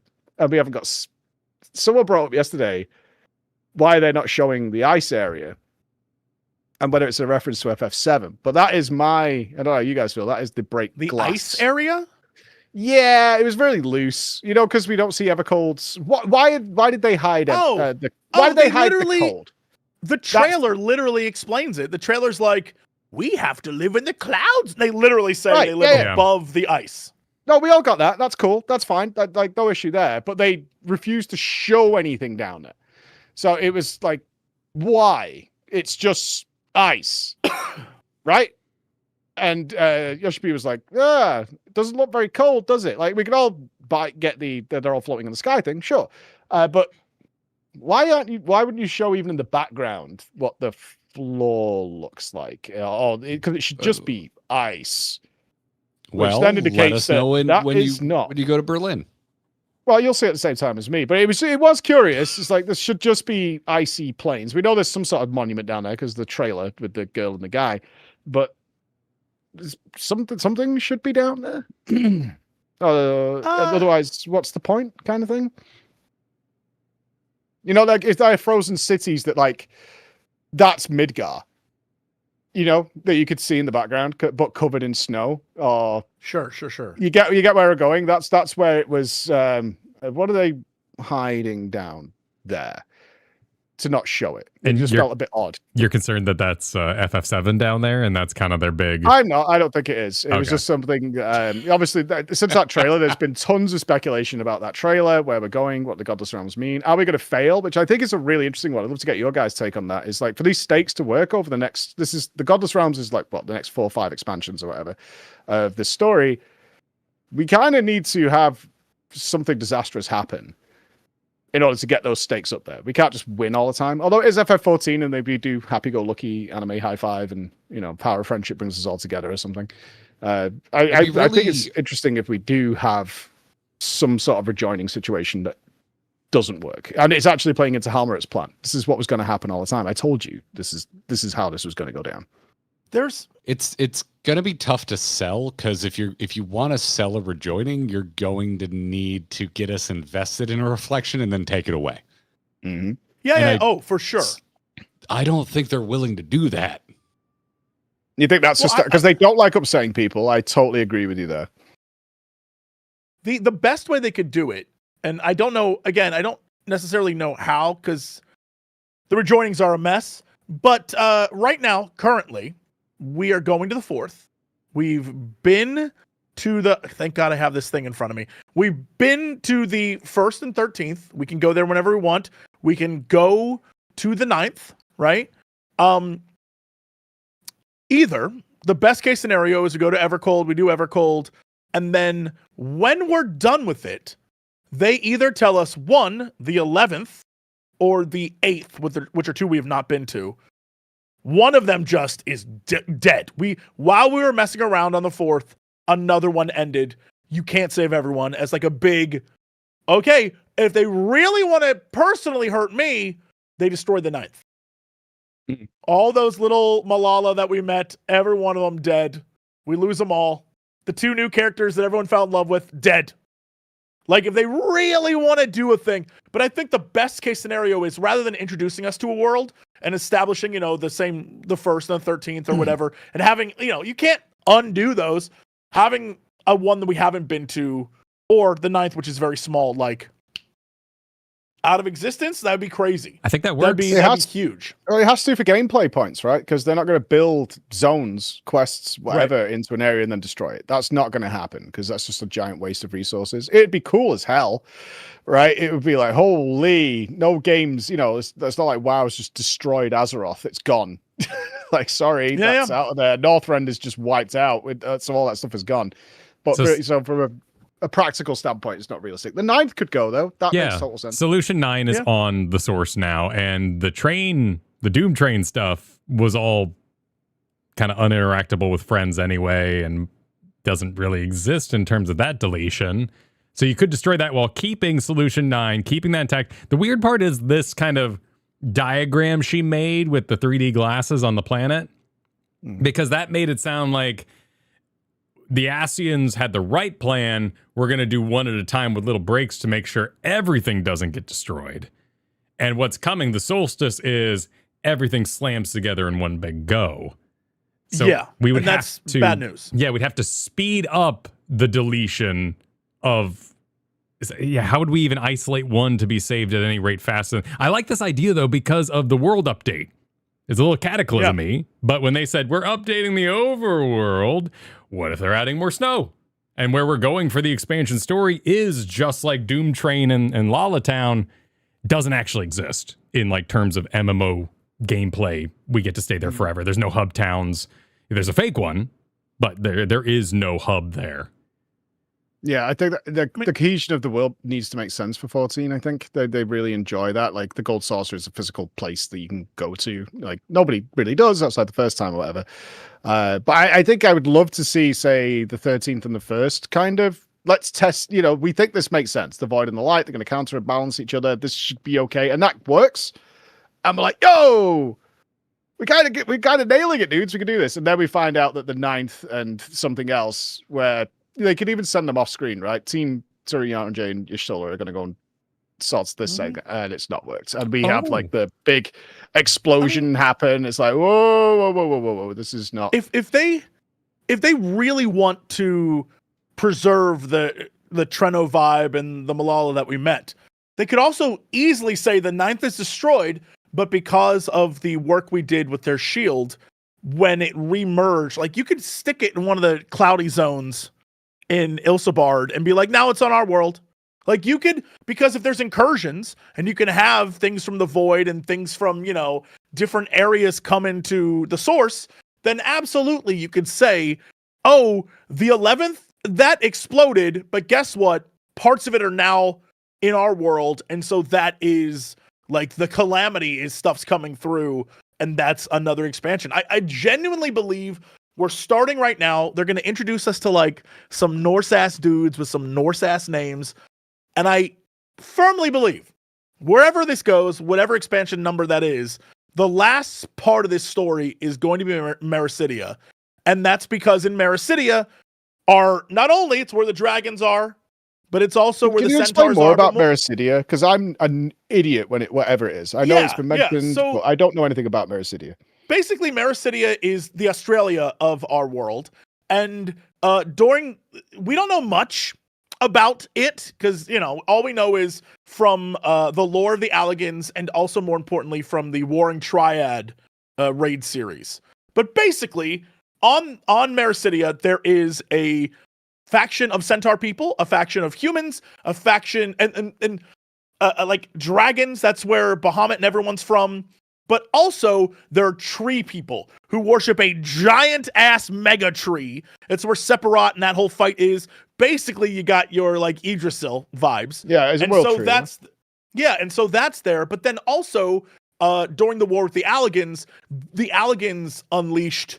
That's where like the Cloud of Darkness sent all the void creatures. Like in order to defeat the dragons, they bombarded Mericidia with void. So it is like a wasteland. But we also haven't been there for a while. So it could be the life tree is regrowing stuff. I don't know. But all the gods, like the Warring Triad that we had, they were created to fight the Allagans. And the Allagans captured them and used their powers against the Mericidians. So basically it's like all hell broke loose in Mericidia. And it is one of the worst places on the planet. But it is very important to the backstory of like so many things that I feel like it will eventually all funnel towards there. And they said it's going to be like, yeah, we'll get to it. It'll be the last thing we do. So like we're headed that direction, I think, when it comes to the end of this arc. And it would be interesting because there's a world tree there. And I feel like it would completely sum up the like, all right, this is our last stand to save the planet kind of vibe. I'm fine with losing a bunch of fights. If we end up going to, Atheris, Australia, and having like a crazy, plus it would also wrap up some of the dragon lore. It would wrap up lore involving like Allagans. We have no idea what the ancients were doing there or why they would like. There's none of that right now. So are you worried? Is it so like going to another continent on our existing planet on the source? It causes me some consternation because like there was all this excitement about Dawntrail, about like getting another big continent, and it just felt like the conflict there was already sorted. So we were just kind of getting a tour through what felt like a museum until we made it to Solution 9 where there was active conflict. Because I mean, this is the reaction I case have from scenario- Meracidia every time it gets brought up, because I'm just like, if if it's all we go if to it's elegance, Meracidia- that story's done. Sure. I mean, if we go to Meracidia, it should be like, oh, there's no friends here. Like, this is all the good people that were here, they left. Everything that's here, I would love it if it was, you have to establish a like beachhead. All the towns are like run by the grand companies. Like, it is, it's the world is setting up bases there. Yeah, I mean, like, you could do it, but I feel like having a world where the main hub is like the dock we land on. And it isn't like, oh, beautiful town with the, I'm sure we can find like the ruins of something. And it's like, oh yeah, there's dragons here. Or Tiamat or whoever can show up and like do a thing. But other than that, I would love it if it was just, no. There's void here. And that could be fun if Zero shows up and is like, my brothers and sisters, F this place. Come with me and join me. And it's also the dragon lore, and it's also Perfect this Zero, by the crazy way. place with Nailed there's it. other. Thank you. There's other factions, like, again, centaurs. We've never dealt with them other than in a few boss fights. It's like when we fought the elephant people, and then they gave us an entire faction of elephant dudes who are like, no, we wear clothes though. Like, I don't know. They could do tons of stuff, but it won't be for a while. And I feel like if we're doing North stuff, and by the way, I know it's on the nose, but come on, just like a viewer in your spare time, just Google Ratatasker and then imprint Calyx onto that little guy in the world tree, and you'll be like, are they doing this? Just putting it out there. Okay.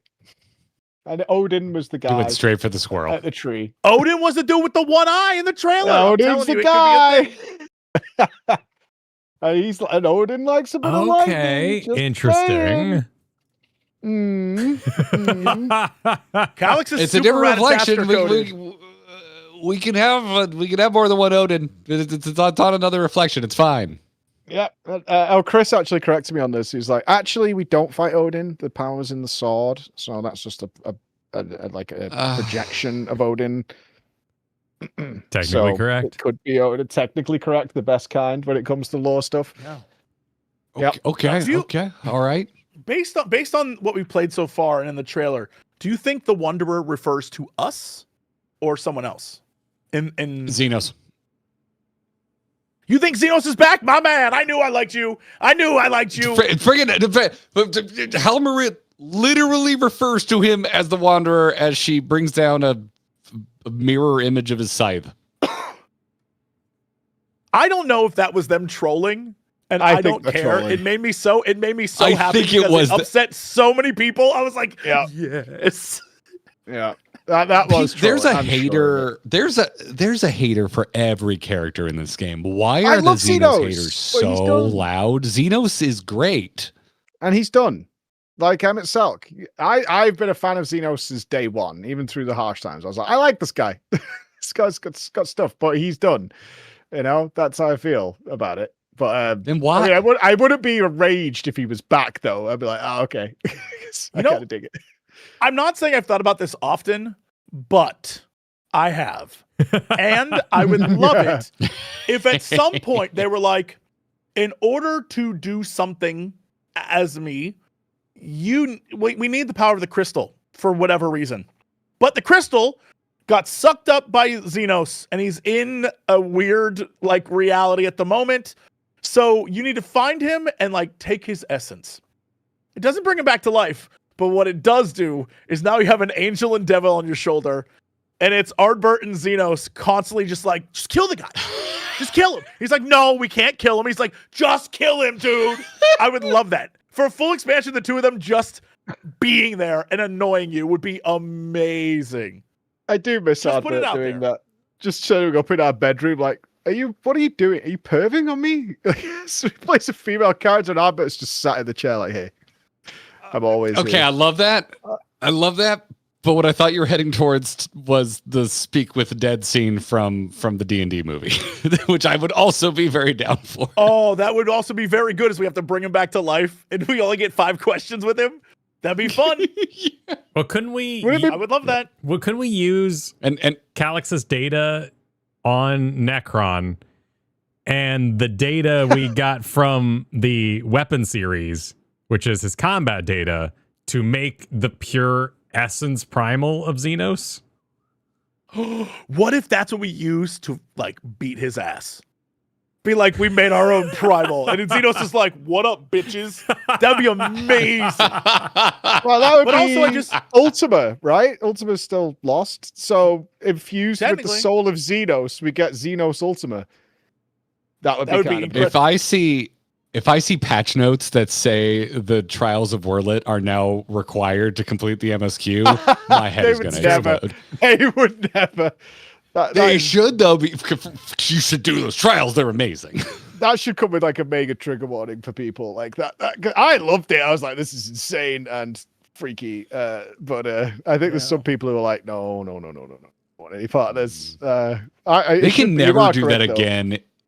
If they ever make anything MSQ like required that previously wasn't ever again, it just like the cat's out of the bag. We're gonna know exactly who they're bringing back, who suddenly is gonna be an important character. Graha They'll Cat, never be nice able one. to pull Yeah. that on us again.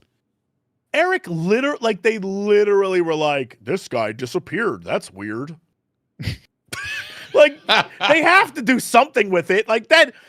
But again, maybe not. I don't know. What's his face disappeared? Kinger or whatever the hell his name was, the dude who's the Beastmaster. They were like, yeah, no, that guy vanished. Don't worry about it. Wait, you talking about? Wait, Ranjit? Wait, what?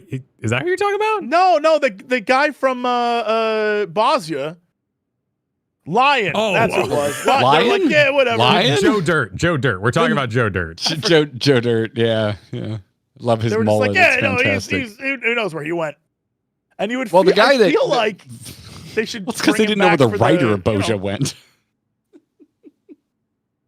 They wrapped it up nice and quick. But with everyone else, they were like, oh yeah, no, they died off screen. Don't worry about it. But then for Lion, they were just like, who knows where he went? And you would think he'd show up in the Beastmaster quest, but all indications are no. So they sometimes do that. But like, what if this time they were like, it means something? Who Don't do you worry really about think it. the Wanderer is? I assume you don't think it's Lion from Bosnia. That could be No, the lamest reveal ever. Yeah, I would think it's probably a reference to either us or the Odin figure in the trailer, but that doesn't make a lot of sense just the way that the lady's talking. I mean, it could be the other. I would honestly like if it was the Warrior of Light and or Asm from that And world. Asm Shard Like- makes more sense, right? But Yeah. their version. That's their Wanderer. Because that's what Asm's referred to as the Wanderer. Like that's what so their Asm.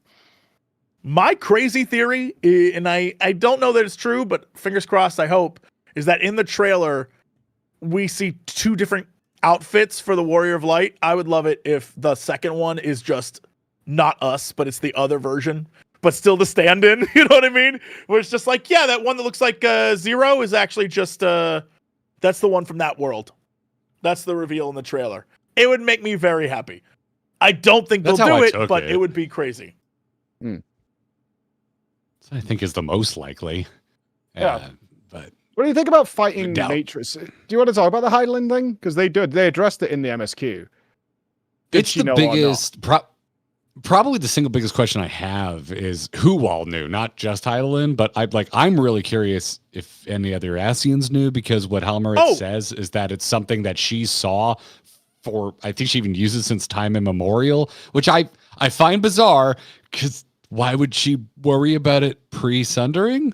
Why would this be an eventuality you've seen forever if you haven't but if post-sundering, if any of the other Asians knew about this, it drastically reframes their motivations. Well, I think one did for sure, and that would have the big takeaway I had from that scene was, oh, okay, Hydaelyn knew this was going to happen, so she turned to the only person she could trust and knew would some way affect the future, which it was the current Asm.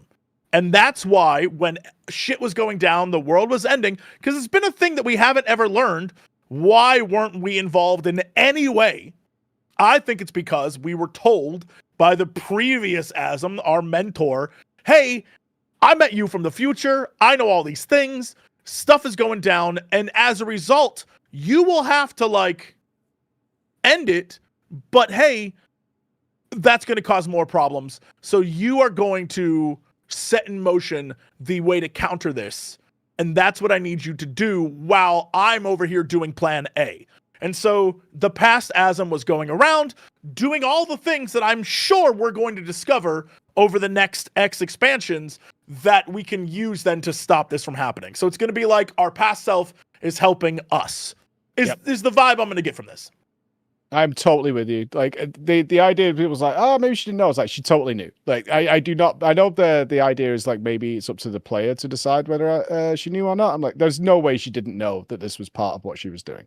Like I don't buy that at all.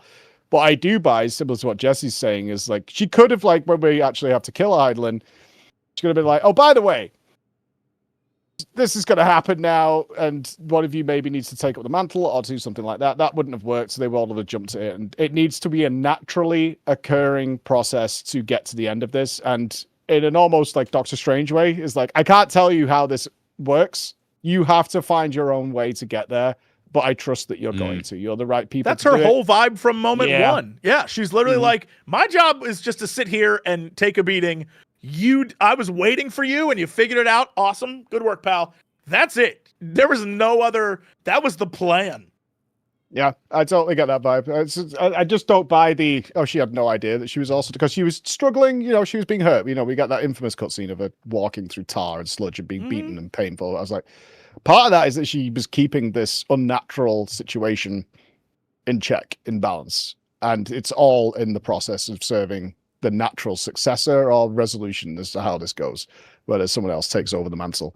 But yeah, I'm with you. I'm totally on the same boat with that one. I think for that reason, you can't have there must always be a Lich King moment, because that cycle's done. We're in a new cycle now. We don't need to worry about like shoving Y'shtola into the machine or something like that. Maybe. Who knows where the natural ending? Like Graha would be an obvious choice for something like that, right? The Crystal Exarch who's maintained this kind of thing. I don't know where it's going. One theory is like ultimately somebody does have to do this. It has to be the world tree itself. If it is regrowing, potentially that has to now fulfill that role. Whether it needs to be in an ethereal plane wherever the Crystal Mommy hung out, whatever bar she was in. But yeah, maybe. I don't know. I don't know what the resolutions of this storyline. I'm curious what your theories are. Are they just going to leave the shards all separate? Are we going to merge some? Does somebody have to be the Lich King and actually take up this mantle at the end of it? In a few years? One person commented, we have to do Emmett's job, but better. And it just sent my brain hurling, which is where I have inevitably ended up on. I think we're going to just end up finding a way to just kind of like open up pathways between every reflection, because stopping the rejoining, there's no way we just go and do an Emmett rejoining, which is what Emmett and the Ascians wanted. We're not going to do that. That would not be heroic. A lot of my theories just come down to what would be the heroic outcome, and the heroic outcome would be saving as many reflections as we can. And so I think we're going to find some natural way to have a flow of energy, ether, maybe even live streams, who knows, between all of the reflections. I mean, it's literally and I know this sounds insane, but it is what it's going to be. And I think you're absolutely correct. The spider boss we fought, who had the ability to bind stuff together, that's what's going to happen to all these reflections. Is we're going to have little, in the case of the spider boss, a little yellow string. It's going to be that between all the reflections holding it together in a spider web. And the whole idea of our task with reuniting the stars, it's one of those Battle for Azeroth deals where it's not to fight for Azeroth, but it's fight for the soul of Azeroth.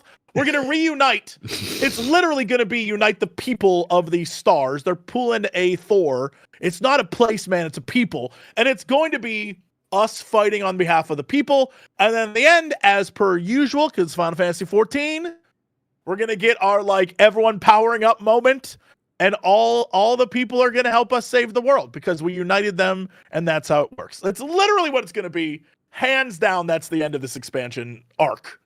It's going to be, we united the various peoples, and we met the various peoples from each of these reflections, and that's how we're going to save the world. I can even see. All right, but we got to go one. Go on. Go ahead. I was going to say, I can even see, like, along the journey, we do lose some. Some are destroyed, but at that last moment, you'll see. But their ether was stored within the live stream, and together we can restore it. We're like, dun, dun, dun, dun, dun, as the reflections all take I'm telling you, all the hands go up. Oh, yeah. Da, da, da, Yeah. It'd be so cool though. Like I'm so rules brained, but like now I'm just thinking like we never saw the planet of the 13th. We were in a flying castle. We were on flying debris. You could just put that in the air on the source, or you could put it over the first. Like it could be called Evercold, but it's actually just the first plus 13 kind of expansion. Crowded though, right? To have everything in there. And You got to put Yulmore where you sticking it. You know they would do that, right? Like they're concerned about the trout population in their quest. Like there would totally be an extended backstory about like we don't have enough food to feed everybody. We can't do this. What's the government structure gonna be? Yulmore appears off Tuliolol, and they're like, "You have tacos? Well, we have meal. Check this out. This is kind of meal tacos, baby. Let's merge together. we got everything you need right here. And like, how do you place it? Is it gonna be like Command and Conquer? You got like drop it. And, like, there it goes. As long as it doesn't end What up happens outside with limb, so- overlapping? Yeah. What happens with overlap? Oh, man. I just want to say for the record, I looked over at chat. Ghost Wolf said something that's actually pretty an obvious solution as well. We literally have an entire thing about going to new planets. We could just repopulate planets with people from other reflections.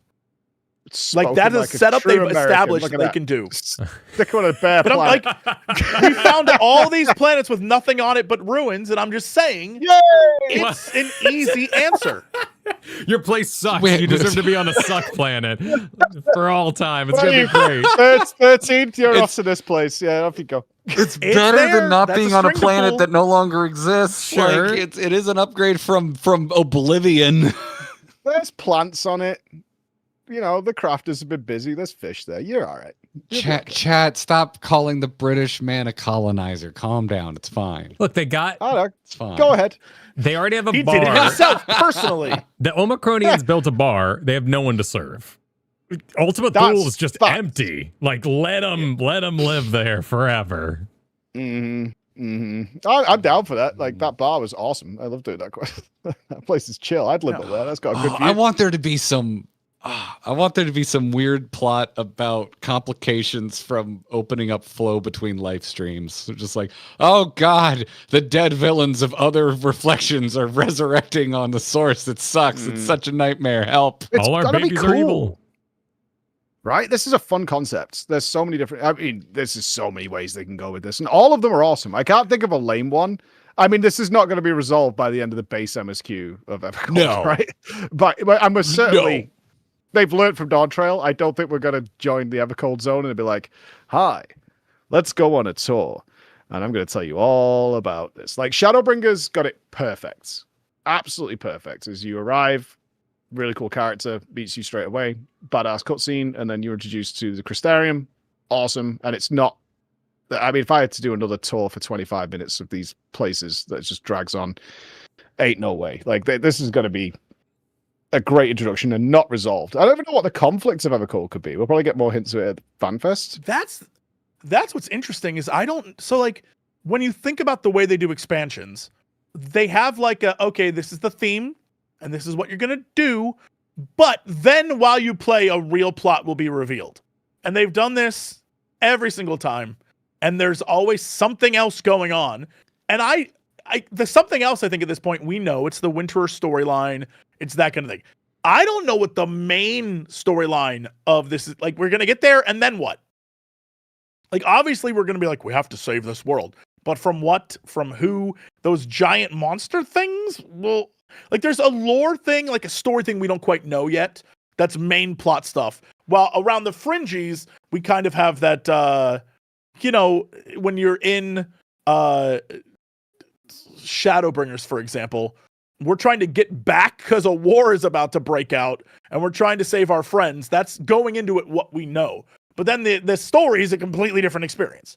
And so that's where we're at now. We know what we're going to do, but we have no idea how much that's going to factor into the main story. If that's just going to be a meanwhile kind of thing. Like, we don't know yet. So I'm interested. It's very, yeah. While I think the trailers are day and night, like Dawntrail's trailer is just so chill compared to Evercold's trailer. Both are unified in that neither of them really gave me an idea about like what the hell the plot of what we're going to go do is going to be. Do they need to tell us? With Evercold is just no, I don't think they do. Evercold's trailer is so good. They don't really need to say anything else. I don't think they don't need to do what they did with Solution 9, which is like, okay, you guys are all not responding exactly super well to our jungle boat thing. Here's something really cool to remind you this is a Final Fantasy game. I don't think they need to do that. Evercold's done enough with its third of a trailer to get people excited about this expansion. Yeah. I mean, I'm sure they want to recapture people and obviously want to get new players, but the folks that are sticking with them, like you're in, you're here. Like you're probably happy to have it be a little murky, a little obscured as to what the hell is going to go on. But to your point, Jesse, about like all trailers, like I would say Heavensward, Stormblood, and Endwalker's trailers are pretty straightforward and give me a good idea about what's going on in that. I would say it wasn't though. Endwalker gave us this is your final battle with Xenos for the fate of the world, and then level 73 they were like, "Gotcha, bitch!" Like that was a different experience. Zodiark. The fake out was Zodiark for Endwalker. Sure. We technically do fight with Xenos for the fate of the end of the world, just not in the way we thought we were going to. I mean, not even. We fight him as a bonus. He's like, well, we've saved the universe. Fight. Well, we ride his back for the big final fight. So he's there. Awesome. He's in the room. And I stand on how awesome that is and will die on that hill. That's rad as shit. But it threw in enough twists that I don't think anyone expected us to go back in time. You know what I mean? Like that's kind of, they managed to cram in a lot. And so it can't all just be, oh, we have to stop the Winterers from just like, what's the plan there? What is the story? What are we going to take away and or leave better about the fourth? I just don't want a fake out story, right? Like the Civil War thing going into Dawntrail, which was just, that had so much potential and so much possibility. Got people so excited, and then it was like, not really. We're not doing any of that. So, okay, we just spent like 2 patches building this up with Tancred sneaking around behind trees, and like it's just not a thing. Yeah, it's part of what I loved about FanFest in general, because they focus so much just on the vibes, like the places you'll go, the sites you will see, the sense of the adventure you're going on without really getting in and teasing anything too specific, because I think they did that too much in Dawntrail, and they let expectations run wild, and a lot of what they teased ended up being nothing even remotely close to important in the story of the expansion. Mm-hmm. As long as they don't hit us with like, the thing about Dawntrail that I still can't get over is they spent 10 years being like, yes, blue mages, they're from the New World. And then we never saw them, except for in the last patch, we got like we went to go explore those people and see what was going on with that. That was pretty neat. I'm like, you did what? I didn't get to go and do that. That kind of stuff where they set up a whole thing and it's like, yeah, it's over there. One day you'll see that. And then we just never did. No more of that. I need deliverables. If you're going to set up some cool shit, I need to see it. Don't be like, oh yeah, no, at a level 110, when you finally do your level 90 blue mage, you'll go over and find them. Like, no. Put it in the expansion. Don't mess with me. No, that was particularly weird because you had the Garlemald thing, and Zarelja was like, maybe I'm going to go get some weapons from them. But the blue mage part was exactly what I expected to have happen, because if I remember the quest correctly, didn't the blue mage guy show up and he's like, yo, they got so much oil over there. I'm so excited to go back to the New World and get all of that. There was a lot of things that they just didn't. They were like, no, we're going to go and focus on learning about peoples that are of no consequence to you moving forward, which is like, all right. I would have loved if one of the tribes you learned about was literally the blue mage people. That would have been amazing. I'm so glad I knew none of this I have avoided a lot of disappointment, it seems. I just did not do this quest line. Knowledge is just expectations. I'm so happy right now. I can't tell you. That's true of any freaking fandom. You know how many of those new Star Wars canon books I read because I was so stoked for the new trilogy, and the new trilogy just doesn't engage with its own new canon at all. Like, it just don't do it. Don't do it unless you're reading the Phasma book because it's actually amazing. The Phasma book? The Phasma book fucking slaps. I was just about to roast the Phasma book for sucking. I was just about to say. I fucking love the Phasma book. That book's terrible, dude. That book's awesome. That book rules. It makes Phasma as a character makes no sense if you read that book. They lived on a world where they injected themselves with the essence of dead people. No, that's my point, man. That's my point. They do nothing with it. So the book is fine. No, Gwendolyn Christie did it in Inferno's Squad. This was not Claudia Gray. That was It's the other author I really like. We don't talk about Captain Phasma, or is this something else? Phasma. It's Captain Phasma, a character with zero plot in the movies, is given this huge plot in a book, and I hate that stuff. It makes me so upset. Awesome. Where I'm like, I love Delilah. It's not the book's fault. It's Last Jedi's fault because the book came out before Last Jedi and incorporated none of it.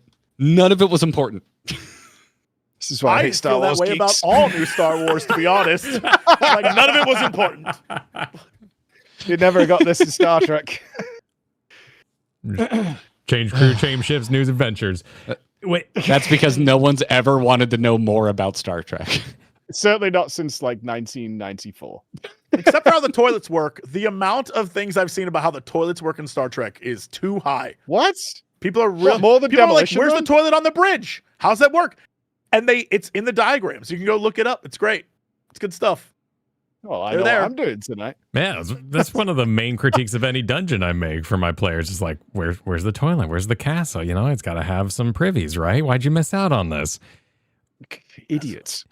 There's gonna be time travel, coffee right? in the morning. These are important questions. Maybe, and if they invoke even more time travel, then I guess we can really get away with killing a reflection because it's just like, well, I don't know, time travel.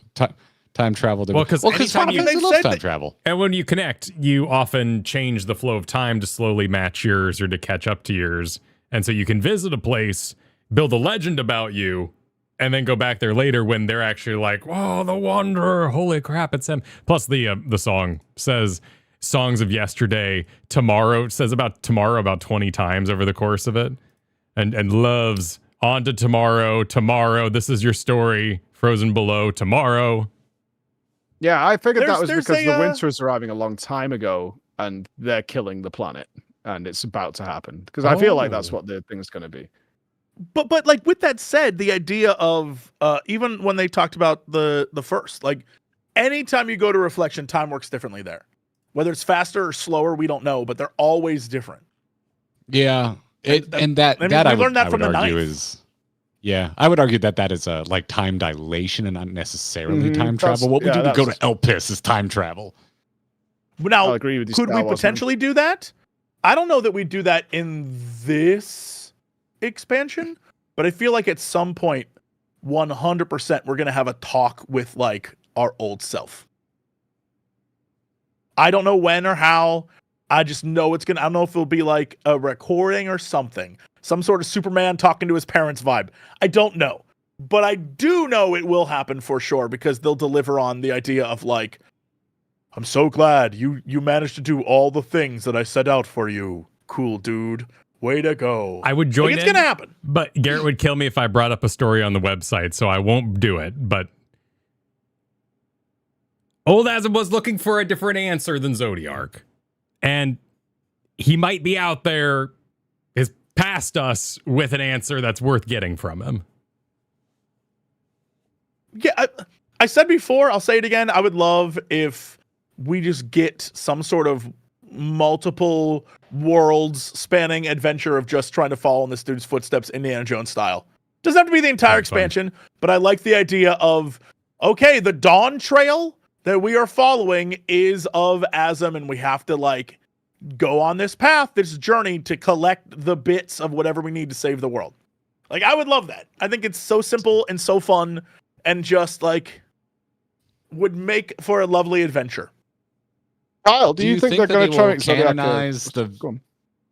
Oh, sorry.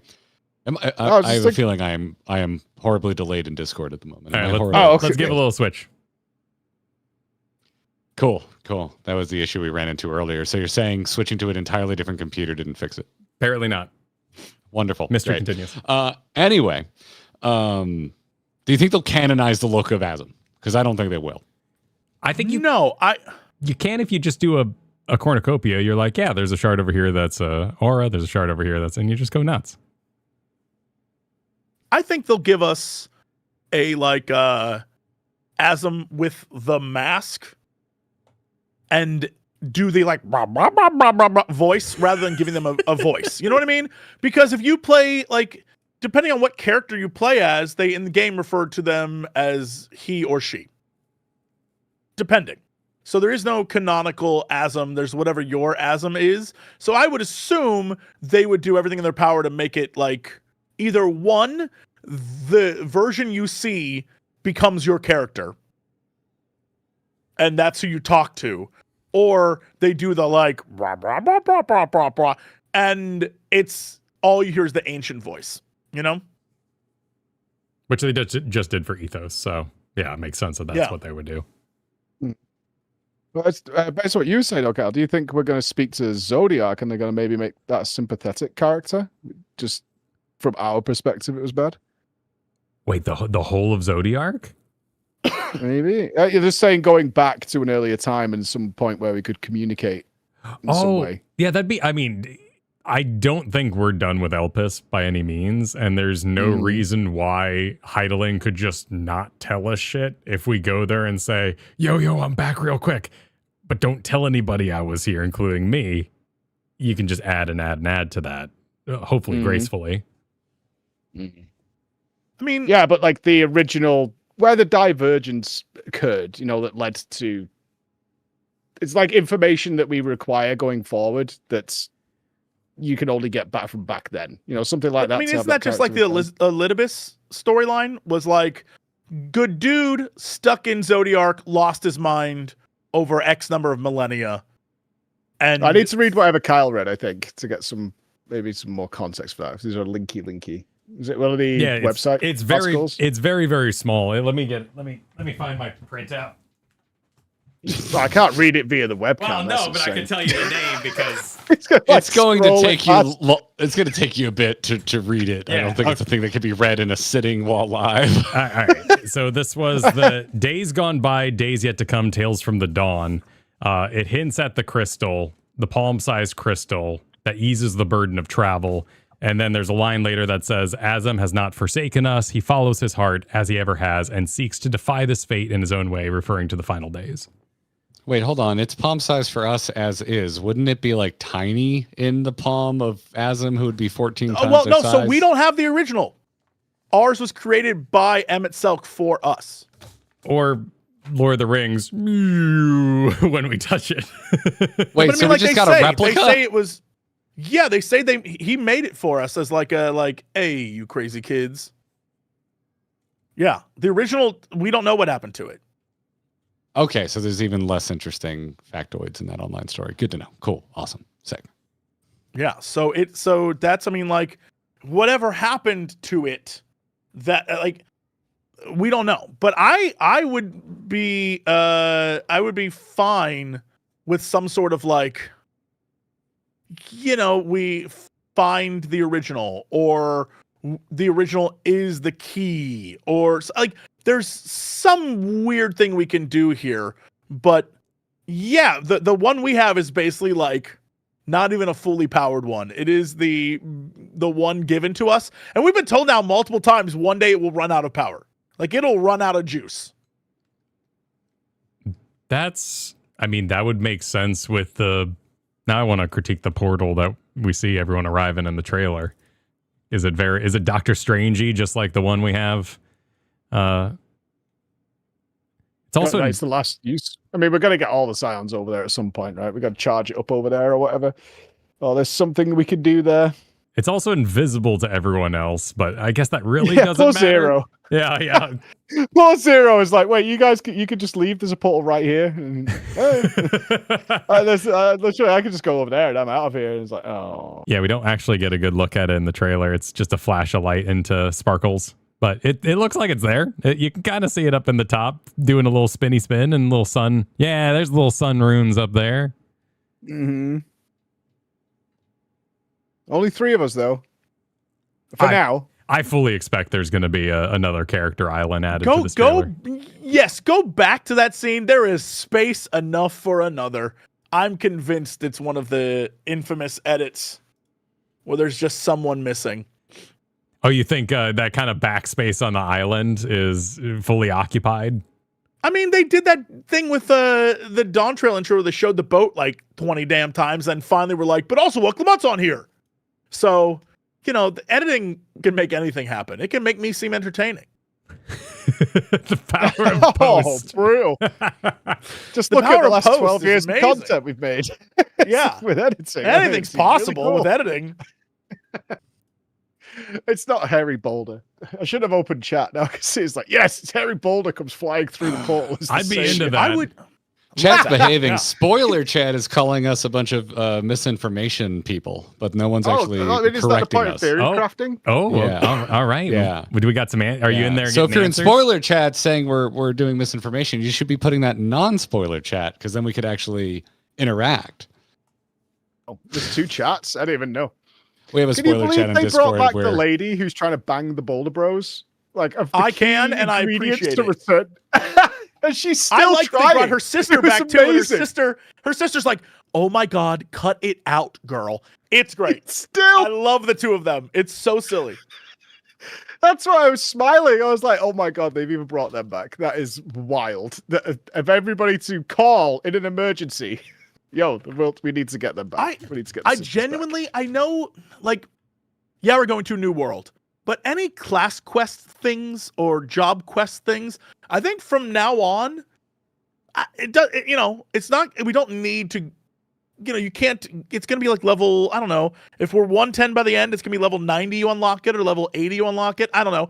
But that means you can't do it in the new world. So it's got to be someone in the base game area. Honest to God, they should just make the B team Scions the job quest givers. Like Hoary Boulder's just like, yeah, I'm the tank guy. And, like his brother's like, yeah, I'm the white mage, or whatever, the healer guy. Like that, they should do those quests because I think it'd be more fun to get in touch with them and do little fun adventures with them than just like, yeah, my name is Slim Bro and I am the guy who does all the archery quests. Like who cares? I would love it if they used the B team more. Our chat's key point of contention is that the only thing the Esm Crystal has run out of was the Heidelin boost that you gave us, which is how Emmett, Hitlo, and the Scions came back. Sure. The previous abilities of the crystal should remain in place.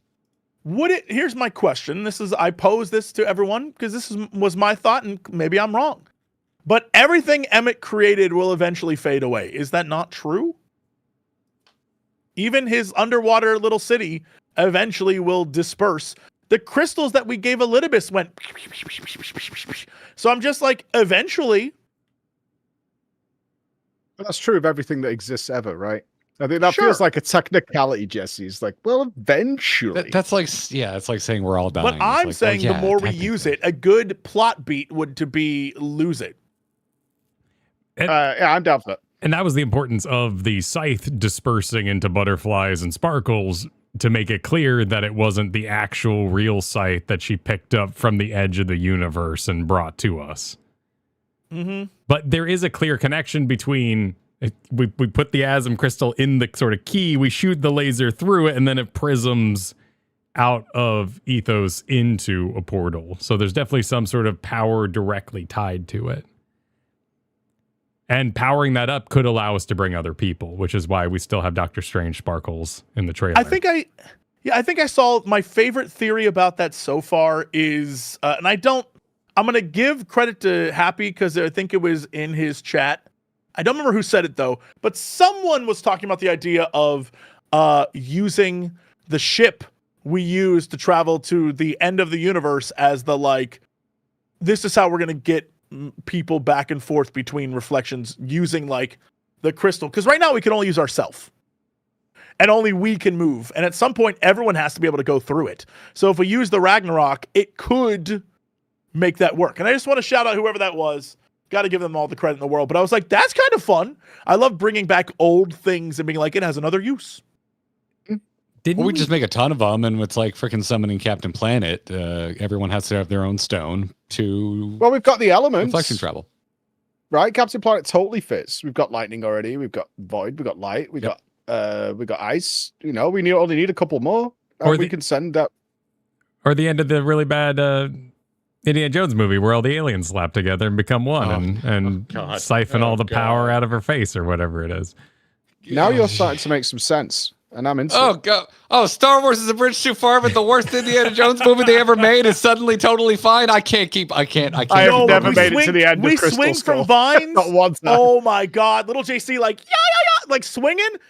That would rule. Have we ever had something invisible pass through an etheric barrier and become visible in this game? Like, oh, I just got covered in so much magic that I'm extra dense now and you can see me.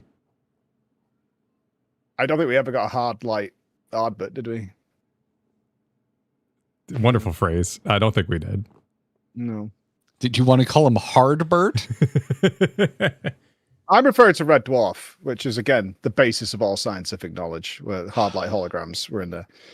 Okay, all right. Have we covered the science fiction bingo sheet on this edition? The thing about Stargate is that it's phenomenal, and the series is better than the movie. I agreed. Oh, completely.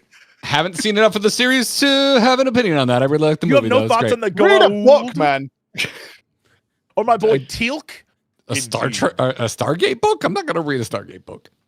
Well, remain uneducated and be proud of it. If you want to live in ignorance, go ahead. I live in Florida. That's what we do here. Like, do you even know what happens if you open a Stargate near a black hole? It's not good.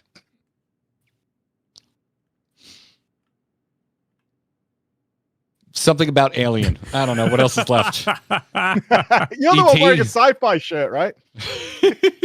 You started this. Oh, yeah, aliens. How about The Infinite and the Divine? That's a good book. That's a fun one. Ooh. You should read that. What about Event Horizon? Event Horizon. Movie? Yeah. Final Fantasy XIV. We've got paper. Let's do it. The space horror. Let's. Yeah. All right. Well, I'm really glad that we completely called everything that will happen in Evercold with 100% certainty. We did it. And we did. And the next 4 expansions after that. Easy. Yep. That's what I'm worried about. I really want to hit the ground running. I am concerned about one villain and expansion would probably be my biggest disappointment. I mean, most expansions we contend with at least 2. There's usually some big threat to deal with at the end of the base expansion, and then another big threat to deal with in the 0.3 patch. I want to see them like primals, just like one after the other after the other. We're still going to need shit to fight. I mean, Enuo was just like an encounter in this patch. Mm-hmm. And it was a really well-designed trial. Calyx is the new big bad for a while. And he's... whatever his next form is, I swear to you, it's going to be badass. It's going to be insanely badass.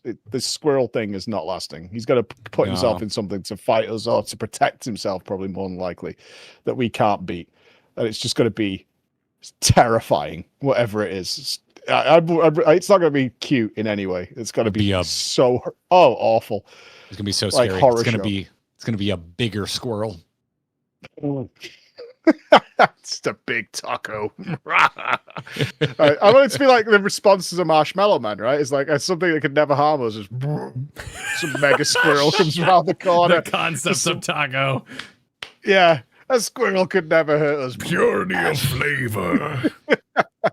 Run! Here comes the Buc-ee's mascot, shredding the streets. But that's going to be cool because he's all cute and cuddly and not threatening right now physically. I'm sure that comes across. I mean, we find him. I think most people, it's a story. Think, yeah, this guy is a menace and a nightmare, and he's going to be horrible. But he's cute and cuddly, so he's not that threatening right now. He can't hurt us. But the next form is going to be monstrous. I mean, that dude literally was like like, oh, hey, yeah, I know that Helmut didn't tell you anything really about the plan. So, like, here's the finer details. Go to the 4th. See you there, bud. Dude is setting stuff up. And that's not like he didn't show up with friends. He did it by himself. Like, psst, go here and do this thing. Don't worry about it. I don't have plans. He's 100% going to be like, you dummies. I betrayed everyone. That's just What do who you think he is. needs? He sucks. He needs us there. That's his thing. Like I get that. What we were talking about earlier is I think she wants us to interfere because we could maybe think of something she wouldn't, because she just can't think that way. He wants us there for something. Yeah. Oh, which yeah, only we have. So it has to be a Zem shard, something along those lines. I think he is still obsessed over the key. I think us defeating him, he had his little mental break there. I feel like for sure he's like Xenos level obsessed with us now. And I'm fine with that. We always got to have one villain that's like, I like you a lot. And if no one else can have you, I will kill them. Like, yeah, oh yeah. It's like, I'll kill anyone who gets in our way. We got to have that guy. That's the most fun. Just the way you said it creeps me out, not like Kalik saying it. Well, in that moment, I was talking about you. If I can't have you. I mean, we know Jesse's obsessed with Asm, but what we're now learning is that Jesse is also obsessed with Mike. It's just the way I like you a lot. That looks like you want to wear your skin, right? That's yeah. I mean, that's how I feel about all the Warriors of Light out there. I like you a lot, but like violently. Yeah, I want to be every player's Xenos. I want to be there for you, but like in a scary way. Yeah. Can spoken like a true Lala player, though, right? Like it could not be more of a Lala player. If you had to guess based on that introduction, if you sent that video in, it was like, what character does this person play in FF? Lala. 100%. Oh, yeah. Shout out to getting that emote first run. It's made my life so much better. You and Kyle, both of you bastards. Same. Both of you absolute bastards. Well, shall we reconvene in 2 months' time after Berlin? Time. Miss you guys. Makes me very sad that we will not all be together for that. Yeah. I'll bring a little plushie of all of you. We could have recorded one of these live from a beer garden. It would have been Can wonderful. you imagine? That would be dope. That'd be such a good time. Squeenix, if you're watching, because I know you do. Squeenix, wouldn't it be fun for this group, and then like you just throw Koji in, and we all get a bunch of pints and talk about FanFest? Wouldn't that be? Doesn't that sound like a good time? He can bring his BDSM research. We can have a deep conversation. Whose? His or mine? Both. Yeah, share notes. Yeah, exactly. Yeah, exactly. Honestly, our results are conflicting. More data needed. Yeah, we can't leave it to AI. We need human research. Of course. Yeah, hold on. Yeah, I'll take this one for the team, y'all. I got you. Man, the other day I was just thinking how cool AI could potentially be. We should really invest more money in that. It is a thing that will change the world. Boy, oh boy, any CEOs who dabble in AI sure are smart. I think we're good. I think they want us to get together and talk about that in Berlin. I think we're good now. As long as it comes up, we're covered. Yeah. We just got our funding. Yeah. Hey guys, have you heard of the blockchain? Fellow gamers. I hear this NFT thing is taking off. It's really a popping. monkey picture. It's going up in value to the top. I look forward to showing it at a gallery. Which is safe because I own the rights to the idea of this digital asset. No meme though. You see that guy who bought the first tweet for like $5 million and it's now valued at $4.25. Wow. Get your manga graded, kids. Oh God. Oh my God. I was trying to find a copy of Chrono Trigger for us, and they're like $1,000 because they're being graded. Oh, there's so much money. God. There's so much fucking money, dude. I was gonna buy a Japanese copy, and it was like $600. It's I feel horrible. A lot of people bought my kids' Pokemon cards a few Peach cons ago, like thousands of them, and some of them are really rare, and they're just Holy shit. in binders, and the kids like don't even know where they are. I was like, where are they then? If you're not playing with them, we'll get them valued. They're like, I don't know.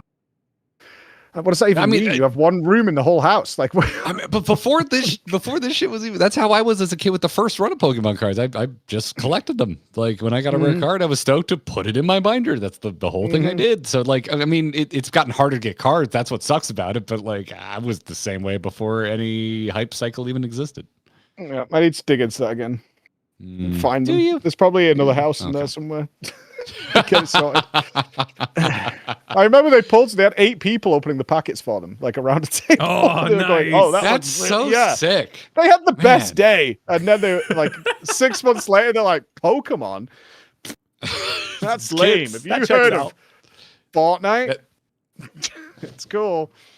I went from Pokemon to paintball. Like you can't predict it. There's no rhyme or reason. By the time you verify the channel on YouTube Kids, they're already over it, man. It just keeps moving. I filmed an unaired packet opening episode for their birthday. That's what they asked for, like in the studio with all the cameras and stuff. And it was the worst content in the world. And they were like, "Are we going to put it out on YouTube?" I'm like, That's so cool, though. Oh, they loved it. They had the lights on. I had an overhead camera for them. They were like holding it here. God, that's such a good idea. That's what they wanted for their birthday. Yeah, that's what they wanted. That's so cool. That's sick. Yep. It has never left the hard drive. I was like, you don't want to see this. At some point, we'll figure out. The next time we do one of our meets, we'll let you both know, and then we'll do a sale Friday. We'll do a sequel. That's right. No, I'm talking about you coming to me because that'd be a lot more convenient, and we could drink I'm in the around US for BlizzCon. We're close. I do want to go close to Jesse. I'm not close. I was about to say, I don't know if you're close to them. I really want to go to BlizzCon. They're freaking doing Heroes of the Storm. They're gonna announce a new StarCraft game. I want to go to BlizzCon so effing bad. I did get a lot of info at a recent event I was at about what's at BlizzCon. Which was so we're definitely getting StarCraft announcement. Yeah. I don't know anything. Okay. Blockchain. Yep. There you go. Well, if folks want to invest in your NFTs, Preach, where can everybody find you? Preach LFW. We've got a really, really, really awesome thing happening on Monday that I'm not allowed to talk about because it's not quite finished, but people here are involved in it, which is pretty cool. Go and check it out. And I have no idea what you're hinting about. Nothing at all. Nope. Don't. You definitely did do something very last minute, which was awesome. Definitely didn't wake up early and run afoul of strange audio issues for any reason whatsoever today. Nope. Nope, definitely not. Jesse Cox, everybody's favorite denizen of our Tomodachi Life Island, other than maybe Preach. I don't know who people's favorites are. Where can people find you? Everywhere on just Jesse Cox. That's me on the internet doing stuff, playing games, being silly. Having a cold. I'm gonna go take medicine now because my nose is so stuffed up. I'll feel better. Heidi ho, everyone. Oh my god! Oh no! It's amazing how much my sympathy disappears when people talk. I give less of a shit when someone claims that stuff. You powering through, going through the show. I'm like, that's a guy out there. It's like, oh my goodness. Well, folks, you can find me and Kyle right here. If you're watching on YouTube on Grinding Gear, just hit that subscribe. If you're not already, find us on YouTube. Just search for Grinding Gear. Give us a subscription. Huge thanks to everybody supporting us on Patreon. Check out supportourbromance.com. And I haven't updated that graphic, so also thank you to our latest legendary level backer, Desoini. Much appreciate you. And I'll be sitting down after the show to give everyone a proper thanks for the audio version. But that's going to wrap it up for this edition of the MSQ Roundtable. We'll probably do another one of these. It won't be for the MSQ. It'll be for the next FanFest in Berlin, where apparently they're going to get all the juicy details that they just didn't think Americans could handle. But not all. GG.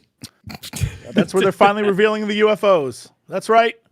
FanFest Berlin is Disclosure Day. It's happening, everyone. Yes. They're letting us know. All right. Yoshida will walk out on stage with some sort of gray, and they'll reveal that all this is in the Matrix. Hell yeah, man. So you know it's I good. knew those pyramids And were we can sus. all fly if we believe. That's what we're going to learn. As long as you wear a trench coat, you will fly. It's very important. Those are the rules. It's very Yeah. important. Good God. Good God. Well, thanks for making the time, gentlemen. Yeah, lovely talking to you both. It was a Bye, pleasure as always. everybody. Have a good night. Good luck with your many things. Good luck with your secret thing that's happening next week. Ah, I can't wait to see the secret thing. Apparently, it's good. You're I'll find out gonna on Monday. thieve my heart. See ya. Feel better, Jesse. Bye. Thank you. I'll feel everyone. worse. You're welcome. Feel better. Thank you for your sympathies. My I hope you've got nose is so rough stuffed tissue. up. Oh It's my all God. red. Oh Raw. no. Oh no. Oh my God. Oh boy. Oh jeez. I'm so sick. Even. So dumb. It's amazing what a staple that was in our childhood cartoons. Yeah, It really it's was. Philbert and Rocco and Kyle's cousin in South Park. It was everywhere. Oh Rocco. Oh jeez. I don't know what's happening. It's really upsetting me. Don't worry about it, Rocco. It's okay. Yeah. Basically, every character is from Rocco's Modern Life. That's literally it. That's it. That's all you need to know. Rocko's Modern Life. That's And I all watched good. the shit Well, out of that show. Filbert the turtle. Yeah, the you turtle. Talk like this. Oh my. Oh jeez. jeez. I'm gonna have to rewatch the whole thing now. Yeah, it's I mean, it's the canonical. greatest And then I've got to Nicktoon, watch so like My you're Little good. Monsters with the armpit guy. with Yeah. the eyeballs. It's a good Yeah, one. dude. Was that called My Little Monsters? was so in- disturbing. In England, it was Something called like Ah that. Real Monsters. I think it was here. called. Yeah. What was it Ah called? Real Little Monsters. Did I just Real conflate Monsters. My Little Pony and Our Real Little Monsters. Monsters? Ooh, My that's a Little good one Monsters. though. Imagine the ponies, but they hold their eyes. That'd be wild. I got a Valentine's Day card in like 3rd grade that said it's all in the pits with the guy holding his eyeballs. And it Guillermo Oh, and he had del his, like, Toro pits presents My Little Pony. really bothered me. Right, I'm going now. I've got to go see my family. Bye, everybody. Bye, all. Bye. Bye. Bye, guys. Have a good one. Bye. See you, Jesse. Bye, Jesse. You're the best. And it exploded. There. Oh, hey. Look at Hey, that. Nice and look at ready that. for the next level. For the next random audio delay that doesn't happen on my end, but happens from me to everyone else. Mm-hmm.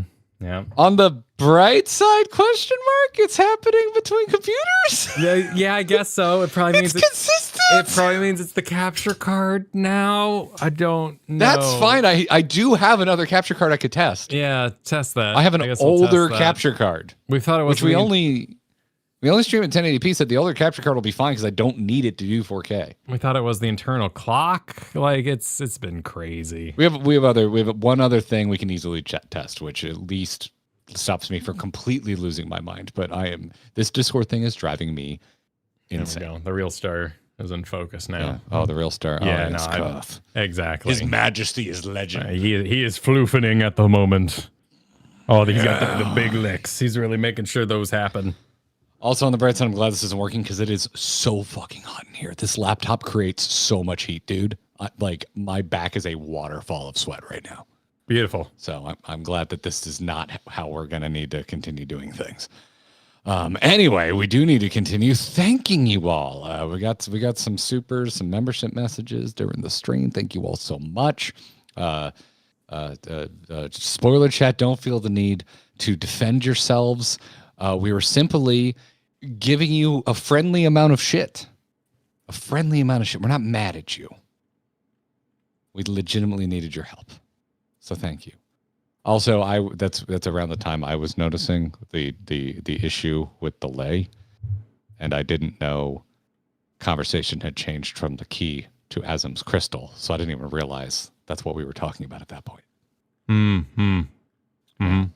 Yeah. So I don't know when you swapped discussions, but we apologize for our Final Fantasy XIV fake news. We throw ourselves The at your amount feet. of misinformation. Well, you did include an emoji there, so we didn't know what you were talking about. It's just the crystal. So actually, the misinformation call was very narrowed, which I appreciate. Usually it's like, it can be stuff like, oh my God, smack my head, fundamentally wrong. It's like, I'm wrong about shit all the time. I need more details. I need more specifics. I might have, cabbage in a thing you don't think has cabbage in it. Like, we're just rolling. Which a lot of times I just find out is a thing a lot of people do, but I've never heard of. But sometimes it's just it's a Kyle original. At times. Sometimes I do just improvise. I'm getting the podcast backed up because it's on my laptop, and this is new for me, and it's scary. No, good I'm call. going to back it up directly to our Dropbox. I'll do a little reading here with sashimi. Renolia. That's it's doing the thing it does where it repeats a bunch of renewals that we already still thank yesterday. People. Truthless. We're at Lungo. Whirl, We're at Lungo. Super Sideswiper. Elf Destruct. Cryodez. Well, fine. DLT Kai. Purple Rex says we're late though. I guess we were about 30 seconds late. That's because these.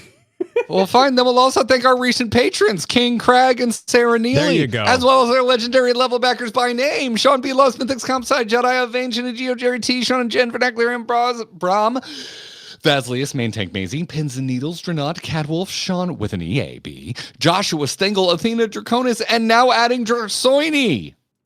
Hell yeah. Oh, Kyle, close that. I can update that in real time. Well, close it. Because it'll need to refresh. In not a current scene. Okay, make it in a not a current scene. Okay. So if you make that in not a current scene, and then I go into our Grinding Gear Dropbox, and then I go into shit. Then I go to graphics for stream. It's a few layers deep. I was just going to say, it's a few deep. To Purple Wrecker says you're late. There's a reason we're always late on these, and it's a beautiful reason. We always just start gabbing and having such a good time that I try to tell everyone we're about to go live and give them a proper warning, but we're also busy talking so loudly and so bolsterously that I have to wait for a hole in the conversation to let everyone know we're going to be live, which is just beautiful. I love that we all just like hanging out with each other. It's a good time. It's one of my favorite things that we make with any sort of regularity. I have a long history with podcasting, and getting a bunch of people from different channels together was always like my favorite version of any podcast I listen to. So I love these. These are one of my favorite damn things that we produce, and I'm glad that Jesse and Preach are always down to return. And we're working on other ones. We know that we might have a Race the World first one in the not too distant future. We might have more roundtables. We might be producing more roundtables. Yeah, we're hoping to put more together. We have some names out there too. We want to combo out and just people we like hanging with and some new faces. So stay tuned. I'd like to do a few WoW ones a year, but that might not involve Kyle, which is fine. Yeah, I wouldn't want to be a word on the conversation, but also, it is fun to talk about things you do all by yourself sometimes. Like I would not recommend streaming the society quests for Dawntrail, like the one where you're building like the timeshare and stuff like that. But it is so cute. Like if I were just telling you about like doing it by myself, it is so freaking cute. I'm feeding manatees. There was a whole scene where we had to enchant one. Like they're so adorable. That is pretty cute. Yeah. No, try the graphic again. Try the graphic. Incoming graphic change. Let's see. Hey, look at that. Oh, they did it in real time. Look at that. Just so you're in there. You're freaking in there now. Where's the Kyle Isekai Roundtable? The problem is I don't treat them with any value because it's junk food. So I just watch them all while sleeping. Is there any you finished? Yeah, have you absolutely. actually finished an Isekai? Yeah, I've finished quite a few. What have you finished? Well, I have to look it up because they're not memorable, like that. As we discovered with your opinion on Clevitas, you don't watch enough trash to know good trash when you see it. So you gotta. I started watching the new season of Free Run last night, which didn't help Clevitas's chances. Okay, I watched all of Cooking in Another World. That was really good. How Not to Summon a Demon Lord. Okay. Is there one that does jump to your memory that you finish and you're like, this is great, this is my favorite isekai? What is your favorite isekai? My favorite isekai is the first 6 episodes of Sword Art Online. So there's not an isekai that you like that you watched all of.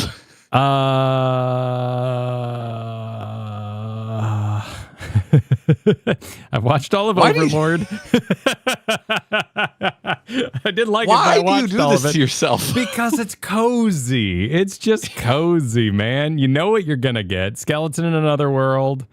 I've tried. I didn't finish the vending machine one. Shangri-La Frontier, but that's a VR story. That one's actually really good. Is Reborn as a Slime an isekai? Yes. Because that's huge right now. Have you watched that one? It's crazy. I can't huge. escape it. It's everywhere. I will return someday when my own expectations aren't in my way. It's a me problem. I wanted.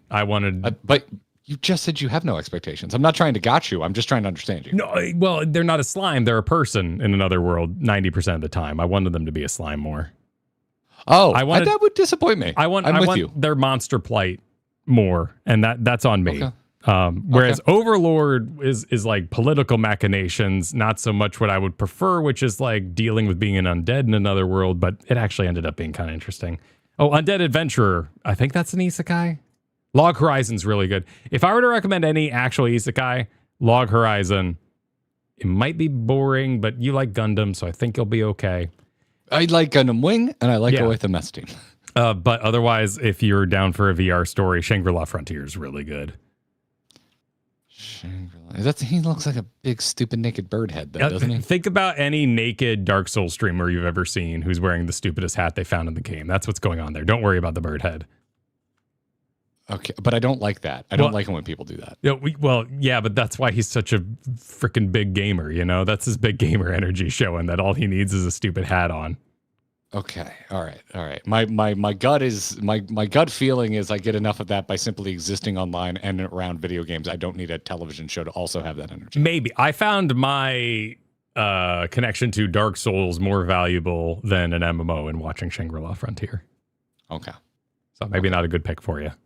Slime has been big. Yeah, I mean, you can say that, but like in the last 3 weeks, a bunch of people who are not Kyle have talked to me about this damn slime anime. And while I've been aware of its existence, I have caught no discussion of it anywhere. I think they have a movie or something this month that came out. So my assumption is it's hitting some serious peak shit right now. Because it's not quite at the level of One Piece last year. But clearly One Piece hit some sort of like peak ass arc last year. Plus you had the live action, which I think got more people in. But that was like 2 years ago now. But anyway, I digress. Lungo, thank you for the super of saying, I'm feeling brave. Heidi ho, look at me. I'm Asm. It's a good island. I think Garrett would love ReZero. Is that the one where there was truly far too many waifu statues while I was in Japan? Yes, this thing had the largest and most perverted selection of character statues while I was in Japan. I did not like the first episode, but that also means I didn't give it the old 3 episodes required treatment. Is this a harem anime? It looks like a harem anime. I couldn't tell you that. I Google says it is not a harem anime.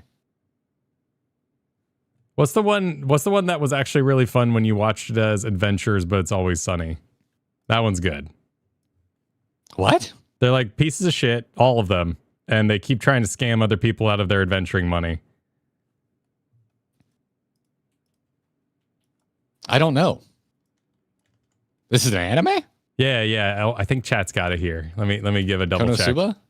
I don't know that one. Never heard of that. Let me give it a double check. That sounds funny. Here. I should wear that. Yeah, that one's fun. If you watch it at first, you're gonna be like, this is just one of those fan service. No, watch it and just be like, okay, that's Dennis. That's so they're all pieces of shit. They're all pieces of shit. Yeah. Oh, I love shows about pieces of shit. Okay. All right. It's in a tab. We really need to just carve 2 hours a week out to talk about anime, man. We're really watching too much anime. And by the way, what? By the way, mutual friend of ours, Girl DM, wants to talk Witch Hat when the season is done. Oh, frick yeah! So we need to get together with Girl DM to talk Witch Hat. Hell yeah, I'm all for that. That sounds great. Yeah.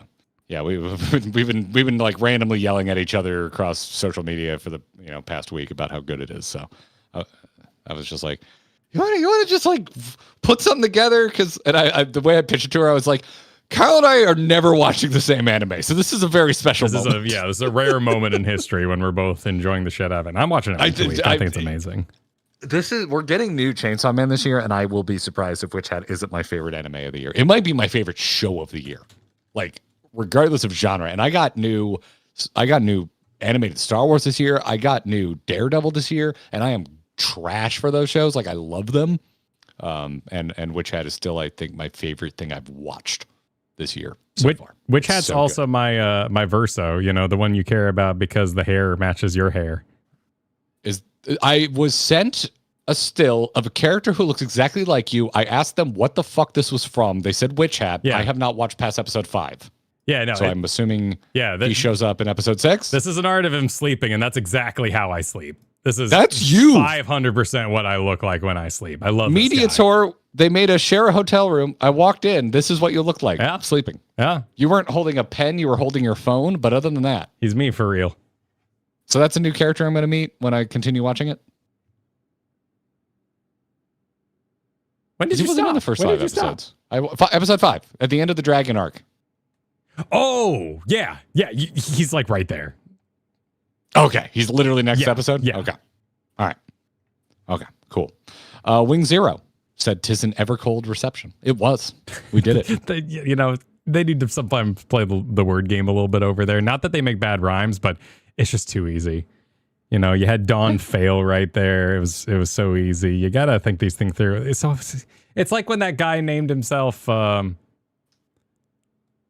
Actually, I'm trying to think. There's a couple of esports players that had really bad ones. I always remember Liquid Biceps for some reason, though, is the one I'm just like, should have thought about that name a bit more. Could have workshopped that. I watched Konosuba. Darkness's voice actor is Japanese, Yoshola. Oh. Well, I don't play Final Fantasy XIV in Japanese, so I wouldn't notice, but that's good to know. Is Evercold a cold reception? At least it's not as easy to just be like Dawn fail. Like they can't. It's not that easy. You can't like ever bold of them to ever trolled. Yeah, like it can still happen, but it's a little messy. Never bold. Never bold. Oh, wow. That's Evercrap. Damn Beatrix. Evercrap is genius because there's a good chance that Everbold is way too creative. That is nuanced. That is interesting. Would never catch on. Never bold is yes. You can't beat the internet. There's no safe name. You're damn right. Absolutely right. Evershit. Yeah, I think you guys are really knocking it out of the park. I think Evershit. Yeah, never sold. Oh my god, that one is brutal. That is brutal. Didn't see if I think wins. Yeah. Wow. Yeah. Oh, love you too, Huddy. Enjoy the VOD. Dark Knight, we missed your super hot bodies. Does that include Zodiac? Because if so, Kyle, I do have questions. Hot bodies divided in your area? I'd have questions too. Someone's definitely into Zodiac, especially with like the extra hands. Like someone would be like, "Oh yeah, I could use those." Sure, if your brain's laid out in crazy ways, you might be into that. I could use those. Yeah. Moira, thanks for the super. My minor personal nitpick with 7.5 is that the dungeon trial felt like they just needed to jam duties in there and reuse 6.2 through 6.4 story beats. That said, I'm giving it 2 thumbs up like everyone else. I think it moved too fast to reuse story beats. Other than just, unless you consider ever returning to the 13th, reusing the story beat. But the Fiends were like so set up and were so the star of their own patch in a way that NOO just wasn't. They were just like, oh, fuck NOO. He's here and he's fucking everything up. We got to kill him. There was way more romancing of the trials in M. Walker's patch stuff. I like it. I like what happened in 7.5 from a pacing standpoint. Like I like that NOO was just like, it's just a crazy monster and we got to deal with it. Like that's all I need sometimes. And for me, like hit just the right time. I was totally ready for just give me a monster, just give me an encounter. It's fine. I don't need to open up a tome about what was I don't need to read about the lindworm. Like, just let me fight NOO and let's move on with this. I like it's a weird show don't tell because it's like, well, they told us and we definitely interacted with the Reaper camp and the dolls and all that, but it was nice to have the Void be more active in a public setting of Garlemald, and in that way, I felt I got shown the results of that rift and collision rather than, and because wasn't Cagnazio at the bottom of the Reaper? Because he was just a dungeon boss, right? Wasn't he? He defeated pretty easily. I don't think he was a trial. Yes, yeah. One of them was not a trial because only 3 of them were a trial, and there were 4 fiends. Well, Scarmillion was a trial, or was in a dungeon as well. Oh shit, you're right. Because it was okay. Because Barbarecia was a trial. Golbez, Rubicante. Well, Golbez isn't a fiend, so it was Barbarecia and Golbez. Yeah. Were there any other trials in the Endwalker patch content that I'm not thinking of? There was Zeromus. Yeah. Yeah. Okay. But not a fiend. Okay, so only 2 of the 4 fiends were trials. Cool. Okay. Yeah. Assuming he was just a reference. Yes, but I also kind of like how they used NOO, because NOO is a reference, but all of the 13th is mostly a Final Fantasy IV reference, and NOO is a Final Fantasy V reference, and a particularly deep cut one. NOO just gets a name drop in Final Fantasy V. In the remake on Game Boy, you can fight NOO. So it's like the super deep cut, and honestly, from a vibe standpoint, he works as a void monster to me. So yeah, I thought it was perfectly fine. I don't think you need to understand the reference of NOO to enjoy this freaky monster showing up and having to fight him on the 13th. I don't think I can, in good consciousness, make the complaint like, well, that was just combat for combat's sake, because yeah, it's a video game. It's the 13th. It's what I want from the 13th. It's a dangerous, dangerous place. Yeah. I don't want to go there and just have a conversation. So, Insanity Pepper Supered. What are the odds of Estinian showing up in 5.6 as one of the new jobs? He's the only Scion that hasn't job changed yet. Is that true? Wouldn't that? Oh my god! I guess what did Orianche used to be? He was pre-astrologian. He was hanging out doing probably scholar would be my guess. Did he have another book? How many books did we have in A Realm Reborn? He was scholar. Okay. Or Arcanist? Okay. Huh.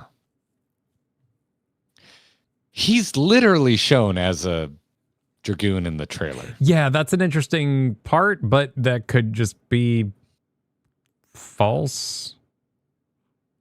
Did we? I mean, he could just job change like Zero did or Graha has. Yeah. Yeah, we've now shown a character doing that. And then he could tank. Yeah. Ooh, he could tank. Yeah, because then you'd have a fixed party because Alphino would cover heals or DPS. You would be anything, and he's the tank. So he's going to learn how to tank. Oh, I would feel so safe in Estinian's arms. Well, yeah, he's tall like that, you know? Yeah. Embrace ya. Sandy Poro said, my theory is that Estinian accidentally ended up on the first wall fighting, and .56 will involve us figuring out how to rescue him with the key.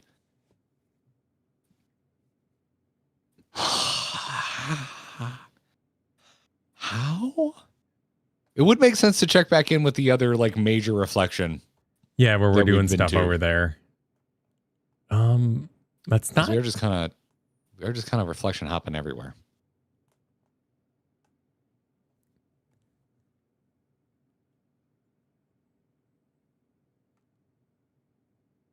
So I'm still reading about Estinian, and I'm thinking about Estinian. I think you could come up with particularly if you did like a Magitech thing, you could probably have him channel his eye powers into something else. I think it could be done. Oh, and then he's going to fall madly in love with, is it Silva? Lady at the end of the role quest? Hanging out in the bar now at the Crystarium? I don't think you can take Estinian away from the people.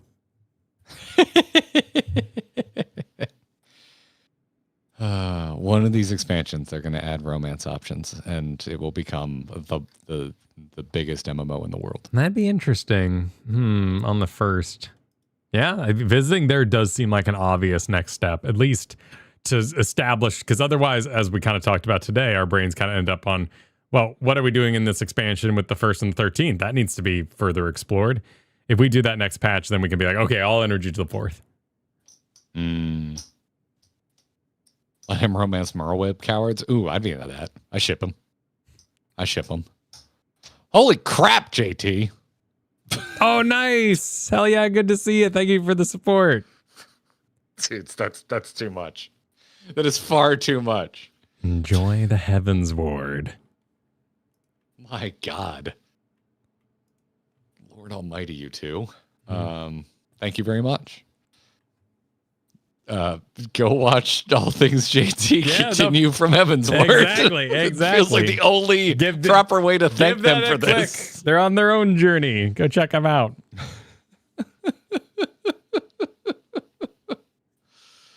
My word. Well, don't stick around here too long, then. I'm not sure if JT... You know they added romance in SWTOR. Romance was always in SWTOR. From the beginning. I had a completed romance in the base release of SWTOR. Kristen was all upset because I was already romancing somebody and she had gotten nothing so far. Depending on the choices you make, the romance I ended up doing as a Sith warrior was at the very end of my main quest. Because of who I decided to romance. It took literally until damn near the end of the whole thing. Yeah, I know Kristen's was really, really late. I don't remember what the Sith Inquisitor one was anymore. That's what I played as. Yeah. Twitch isn't even allowed to give Garrett and Kyle money except biddies and subs. I thought that's all that you could do on Twitch. Oh yeah, we don't have like a link or a donation link over. Oh, like an old school, like just like PayPal donate? Yeah. I mean, we could set one up, but I didn't know that was still a thing. I had no idea. I don't know if I kissed anybody as a Sith Inquisitor. I know I had the option, but looking at all the faces, I do not remember. You were just too busy inquisiting. Yeah, I was shooting lightning to heal people. Which made enough sense. Just cauterizing wounds, it's fine. It's fine. Emrys, thanks for the super earlier. Not sure if Jesse forgot or if he's spinning a yarn, but they mentioned something about his link pearl probably being at the bottom of his backpack. I mean, I think we were all spinning a yarn, just, having fun guessing with what Mr. Justinian was up to. Oh, yeah, if we're talking about like the literal reason why he wouldn't answer, sure, if that was mentioned, I don't remember it. No. I think the best thing you can take from this conversation today is just pure excitement about how many possibilities we feel like are on the table and how many of those we got excited about. So distracted by what Edrum just posted on Twitch. That's something you could pay bits for, just to make Preach's flat face even bigger. That's terrifying. Huh. Look at that. What even is this? Support grinding gear with bits and unlock fun and interactive benefits like big. I do not spend enough time on Twitch. Wait, they can like augment us visually now? They can apparently augment like emojis and stuff that they post. Oh yeah, those have been around forever. You can like spin the emojis or make them a little silly or make them dance back and forth. Yeah, I didn't know that. I did not freaking know that. Those are the ancient texts. That's crazy. I always thought that was just channel points you did that stuff with. So maybe they added. I will never feel bad about using a crazy Preach face in our thumbnails again if that's the kind of shit he's just putting out on his channel. Making it widely available to use. Yep. Dark Knight of Anime missed a super from you earlier. I love that it's for $13.99, so close to $14. The more I have time to think about it, I think the big thing Dark Knights are going to have from an identity perspective are debuffs. We have so many abilities that feel like they should have added effects. I'd be down for that. That'd be cool. I think that's neat. Plague Knights and all that. It's a good theme. I'm failing, but I'm failing, but I'm trying to not think about it too much. Like, we're not that far from Berlin. We'll get more info, but I'm just trying not to think about it too much. But I am failing. I am thinking about it a lot. But yeah, I don't know. I don't know. It's a weird conversation because I'm also aware of many people who are afraid of straight up like a toxicity shift in how we talk about tanks. But coming from World of Warcraft, you had meta, and you slogged. Like, it was like being a priest. If you slogged your way through that game as a warrior, and you got to endgame, and you're like, yo, I'm here to tank, everyone was like, okay, non-hybrid man, you did it. You can main tank. So in that way, and if I showed up, I'm like, I'm priest, I'm healing. No one was like, well, I don't know. We already have a shaman. Not sure about that. So It's an absolute shame that chat isn't on screen right now, so they can't see the giant Preach hot dog. I think you can. It's hard. It's just hard to think like that people would be actively rude about like the silence off tank thing. Like that's something like people are actually nervous about. But it sounds like it's in good fun. That sounds fun. Most of it isn't good fun. I haven't gotten the vibe that anyone yelling it at me was actually like, "Fuck your concerns, shut your mouth and off tank for me." Yeah, It's a little delayed there, bud. just trying to cover your ass there, bud. SRX of Chaos used a membership message to say, kind of disagree with Preach. The whole scene screamed that they are pulling the wool over the Warrior of Light to speed up the wipe. I don't agree with that at all. Hard disagree. That is a fun read. I don't know how that works at all into Halmarot being nervous to meet us, though. Like, granted, you know, I get socially nervous. I think she's a cutie, so it's very easy for me to be like, apply my worldview to how she's acting. Like hugging Calyx, like nervously, like Calyx isn't huggable. Well, he is when he's a He's plushy squirrel. Yeah, but like, you know, as like once you meet him and talk to him, don't really feel like cuddling. You need more soft friends. So if you have a bunch of soft friends, you just want to hug them all the time. Could be. You're bony. You're a bad hug. Sorry. It's a lot of rib. Yeah, because we're cool. Get a lot of rib when you hug Kyle. Exactly. And if she wants us to be like super hardcore tricked, I don't know. It's happened before. The more I think, actually, now that I'm kind of going down that line, like, you know, there's been plenty of like, haha, I was just pretending to be nervous. But because she's so plant themed, it seems against those personalities. Yeah, well, you know, like one does. Rianoria, thank you for the super earlier. I think the biggest question is which of the Scions will get a wardrobe change? Oh, yeah, it's time. It's time. Y'shtola, again, please.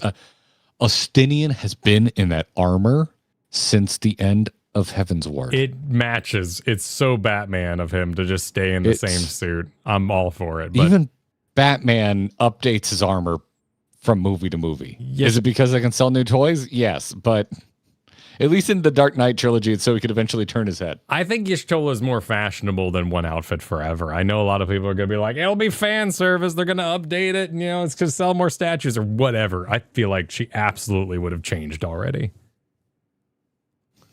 But his armor just got a high graphical update. That's a good defense on why it probably won't happen for Ostinian. That's decent. That's decent. But it doesn't mean I don't want to see him with a new look. Like, so far, I don't think I've disliked any of the outfit changes. I think every single one has been an upgrade. I think my favorite is Graha's. Like, Graha's modern era adventuring outfit is so perfect with his little Mickey Mouse shoes and everything. I do like Mono Graha. I will say peak Graha for me is Crystal Exarch Graha. But there's so much about that wouldn't make sense. It wouldn't make sense for him to still be partially crystal, which is part of what's so cool about it, but also the big hood. Graha needs a big hood. Yeah, you think I like big hood Graha. I'd like to see him like put it up once in a while. That'd be nice. Yeah. Yeah. So would other people, am I right? Just get it up. Aruba, thanks for the super earlier. The do an FF7 expansion because we need to rehab the player base has already been done. That was the 1.x patches. FF14 Sephiroth already exists, and her name is Nail Von Darnus. Well, yeah, but they need to do it in content a larger chunk of the player base has experienced. I don't know how that's related. I'm not worried about spoilers, by the way. Someday when we're done with Final Fantasy VII, I might look back on Nail Von Darnus and go like, oh, that is kind of that gag. But right now I'm like, because she jumps with a sword or something. Like, I don't know. I have no idea. No clue. And the direct reference to me, the thing that gets people most excited would probably be like the biomechanical steampunky industrial punk, I guess. Diesel punk. Yeah. Yeah, we haven't had a diesel punk like city. You can maybe make an argument for like some of the goblin areas are a bit diesel punk, but that's not No, that's very different. Just a whole different energy. Is a whole different energy. Yeah, no, people want a Midgar in FF14, and we have not gotten that yet. Emrys Supered, really hoping the rejoining is our new Dalamud. We spent 4 expansions struggling, and the 5th one we fail, and the newly rejoined world is a fresh start for the next numbered MMO. It's Cope, I know. Oh, That'd be so hype. well, it's not a numbered MMO because it's not like they changed the number of Final Fantasy 14. They called it a Realm Reborn. Well, I'm going with numbered here because end the game. You know, let it end and start Like, it. Actually end it. Start at 18 And or then whatever Final- we're at by then. But no, that would. But by Final Fantasy measures, it would be Final Fantasy 14-2. It wouldn't be Final Fantasy 17. That would be ass to make a Final Fantasy 14 too. That'd be weird. It did very poorly for EverQuest. Yeah, It was a big mistake. no, you start a whole new game at that point. Yeah. Cloud RDS. Thanks for the 16 months earlier. When they remake Coils of Bahamut, it goes into Raid Roulette and makes it MSQ required. Is there any word about remaking Coils of Bahamut? That sounds like a giant hope. That sounds like a hopium.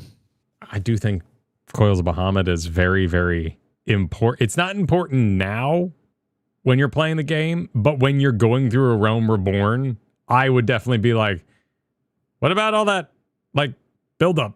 And where's Alizé? And why are these twins friends? And all that kind of thing. Like Coils is a huge part of the ongoing story as you're in it. Oh, Christopher Clayton, I'm so sorry.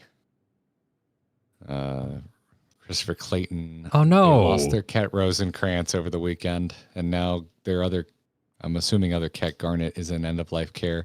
Chris, also I don't know if you saw, I saw your YouTube comment the other day, and I tried reaching out to you in Discord DMs to send you my condolences. I'm so sorry to hear about it. God, we can help however we can. I'm really sorry to hear about that. I know you've been on that for a while, trying to help them and do all you can for them. Yeah. Hope you get some hugs in with everyone you can this weekend. I know. Chris, and I always tell people, when you're ready, take that love, give it to another cat. Or multiples if you're a multi-cat, if you can handle multiple cats. I'm not the best. I struggle handling multiple cats. I'm not the biggest hippie in the world, but I do believe in assertive energy. So if y'all want to spam some hearts here and send off the lovely cat souls in our lives, that'd be beautiful. Hope you're doing well. Yeah, let's get some hearts and some hugs, chat. Yeah, I wish you well. Oh, cool. I'm just seeing your DM now. Glad you found it. But pour many out for Rosencrantz and Garnet. Hope I tell them to look up our dearly departed Bailey and Sherlock when they get there. Sherlock did kind of hate other cats, though. Maybe just say hi to Bailey. It's a common cat. You can't hold that against him. That's a very common cat. I'm not holding it against him. It was a character trait of my beautiful boy. I don't know. He hated other cats. This guy hates other cats. My cat. Oh my god. Bailey was the dog, and he loved cats. Yeah. He loved them. Big fan of cats. Yeah, they are. They got their territories, and I respect that. Yeah. But seriously, wish you well. All the internet hugs. That's always hard. I hope that whatever insanity we read next leads to some sort of chuckle from you. Which reads Someone's in there like, just like Ghouls, Jaja, united Tural, we will unite the shards. Yes, Dinsif. You know, Nothing more Dawntrail than that. he did it in the Alliance raid, which kind of a weird place to do it, but I feel like he definitely played his part in the overall story.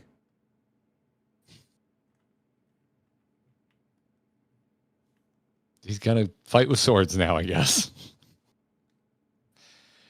Oh man, we missed a solo me, bro. Courtesy of Xenos from Dino S. Solo me, bro. Yeah. Good moment. Top gaming moments, definitely. Longo, appreciate your super earlier. There was no original Asm crystal made. Memory Hithlo told us the 14 never made one for Asm due to betrayal. Well, yeah, it was made by Emmett.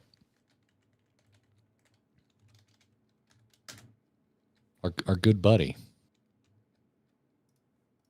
Yeah, I'd say a lot of the crystal lore is where I'm at my fuzziest outside of like the immediate, but I do like where they're going with the use of the crystal and the travel stone. They're both bit of MacGuffins. Like they don't lay things out with hard rules that really set up where things are going in case in point of like the conversation we started to have about like, oh, is it out of energy? Is it going to run out of energy? It's like they never really explained it like that. So I already wasn't really thinking about it like that. Like it wasn't like Emma gave it to us and it was like, now be careful. It only has a charge to do this 17 times or anything like that. Here in the Discord, the convocation crystals were created to commemorate the friends and co-workers that the three Unsundered lost. The three of them used their own memories of their friends to fill out these crystals, a remembrance of their brethren. So it's not like there were original crystals for Metron, Pasharat, or Halmarut, or anyone. They were just epitaphs. Later, they decided to use those crystals to raise up the reincarnations of their friends and turn them into full-blown Asians. That's why there's no original Azem crystal, because it was just a memory Azem had that Emmett made in secret, but it was useful later among those memories. Emmett put the Party Finder enchantment, then decided to bequeath that to us. Yeah, I think that's where Garrett was saying the two conversations got crossed. Yeah, because at some point, I feel like I blinked and suddenly we were talking about the crystal and not the key. But I love that kind of thing because I think that Full Metal Alchemist spoiler is a really fun one, and I like exploring that shit. Yeah. You guys are the perfect vessel for a show about the most common lore misconceptions in some of the community with some of the community lore. And you know what? That is a good. The problem is when we're wrong in the moment, we don't plan to be wrong, so it's hard to correct ourselves in the exact moment. But yeah, we should collect like some of the most common misconceptions. That would just be downright helpful. Yeah, we got that suggestion as well in the Discord that getting together with putting together a roundtable of some lore people and basically pre-establishing what our conversation is going to be and kind of hitting those. I would be a little nervous about the reality versus what fans have decided in that conversation, but I think we could navigate it fine. I think that'd be fun. Well, I think that'd be part of the goal is to draw a line between fanon and canon. Yeah. Yeah, because a lot of things are bandied about like they're facts, but they're actually fan theories. They're just popular fan theories. And my God, I would love to do a series just on no, that is not that voice actor. Like there's so many people who are like, yeah, that's totally. Oh yeah, Joshi P totally sings the Byakuya song. No, he did sing the Byakuya song at a live performance once, but he is not the track vocalist. There's a lot of shit like that being thrown around. But yeah, that'd be a good series. We should start writing down. We should make a short list of like most common misconceptions and kind of go from there. Maybe throw it in our Discord and see if people have other ones that they want to add to the list. Yeah, Nacho, I think that's absolutely true. We do not have a good encyclopedia. It's one page deep, and that's the problem. Like you can go and I can look up Emmett and find a wiki and find a pretty decent write-up, honestly. But if I want to click any links in there, it really dies off fast. And I think that's just due to traffic, due to attention on those websites. The cross-linking is real ass. Because a lot of the what few 14 wikis exist. Also, the sources... And The big one with the most links is fandom, and it sucks because I hate fandom wikis. Well, and fandom wikis just don't have sources for quotes, which is what makes them really hard to do. Like, for instance, it has a big old quote here. Do not squander it, the legacy I leave you. If you are just there for that quote, you have it's in the opening early life. How does that help me? How do I get? Yeah, it doesn't say what cutscene, doesn't say what expansion, doesn't say. Yeah. And you just want to rabbit hole this shit. You just want to go a level deeper, and keep reading. Yeah. Beatrix supered in the story Kyle listed. It also says at the start that as I made 14 of these palm-sized crystals, there are 14 stones in total, or 15 stones in total as Emmett made one. Wait, no, the palm-sized crystal was the key, right? Not the Asm crystal. No, this is where I'm confused. Remember, I'm talking about the story only to talk about the palm-sized crystal in the series of concepts he helped to ease burden travel. So we are talking about a very particular crystal. I did not. Which one? The palm-sized crystal that eases the burden of travel, which is the key. Which what we can assume is the key. As we know it. I did not read the story in the goal to find more crystals than that. Gotcha. You can send us links in Discord all day long, Sorcardo. Hell, DM me one. And if we're not already friends on Discord, just let me know. Or ping me in the GG Discord to let me know that you sent me a DM, because sometimes I do miss DM requests. Depends on how busy it is. And let me tell you, after FanFest, my DM's been busy.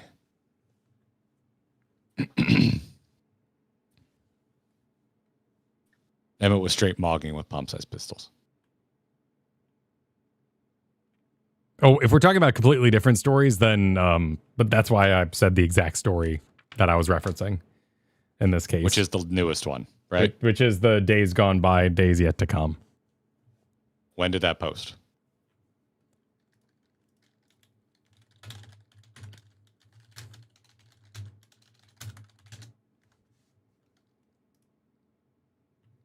I don't know if it'll have a date like that, but we might be able to get it off the lodestone. So that would be 6.0. Tales Under the Golden Sun being the more recent things.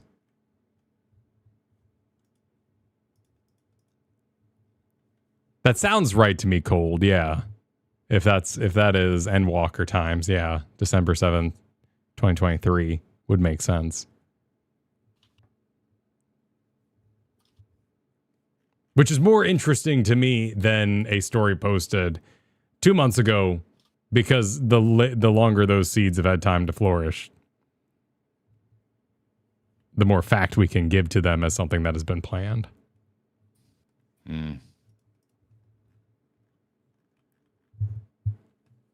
Getting links to wikis. I've tried them all. I don't like any of these. At least one of them has a functional search function, but I think this is the one that I feel like never has links and should. Okay. So it's these, I guess. Oh, you're talking about a Gamer Escape and Console Wiki?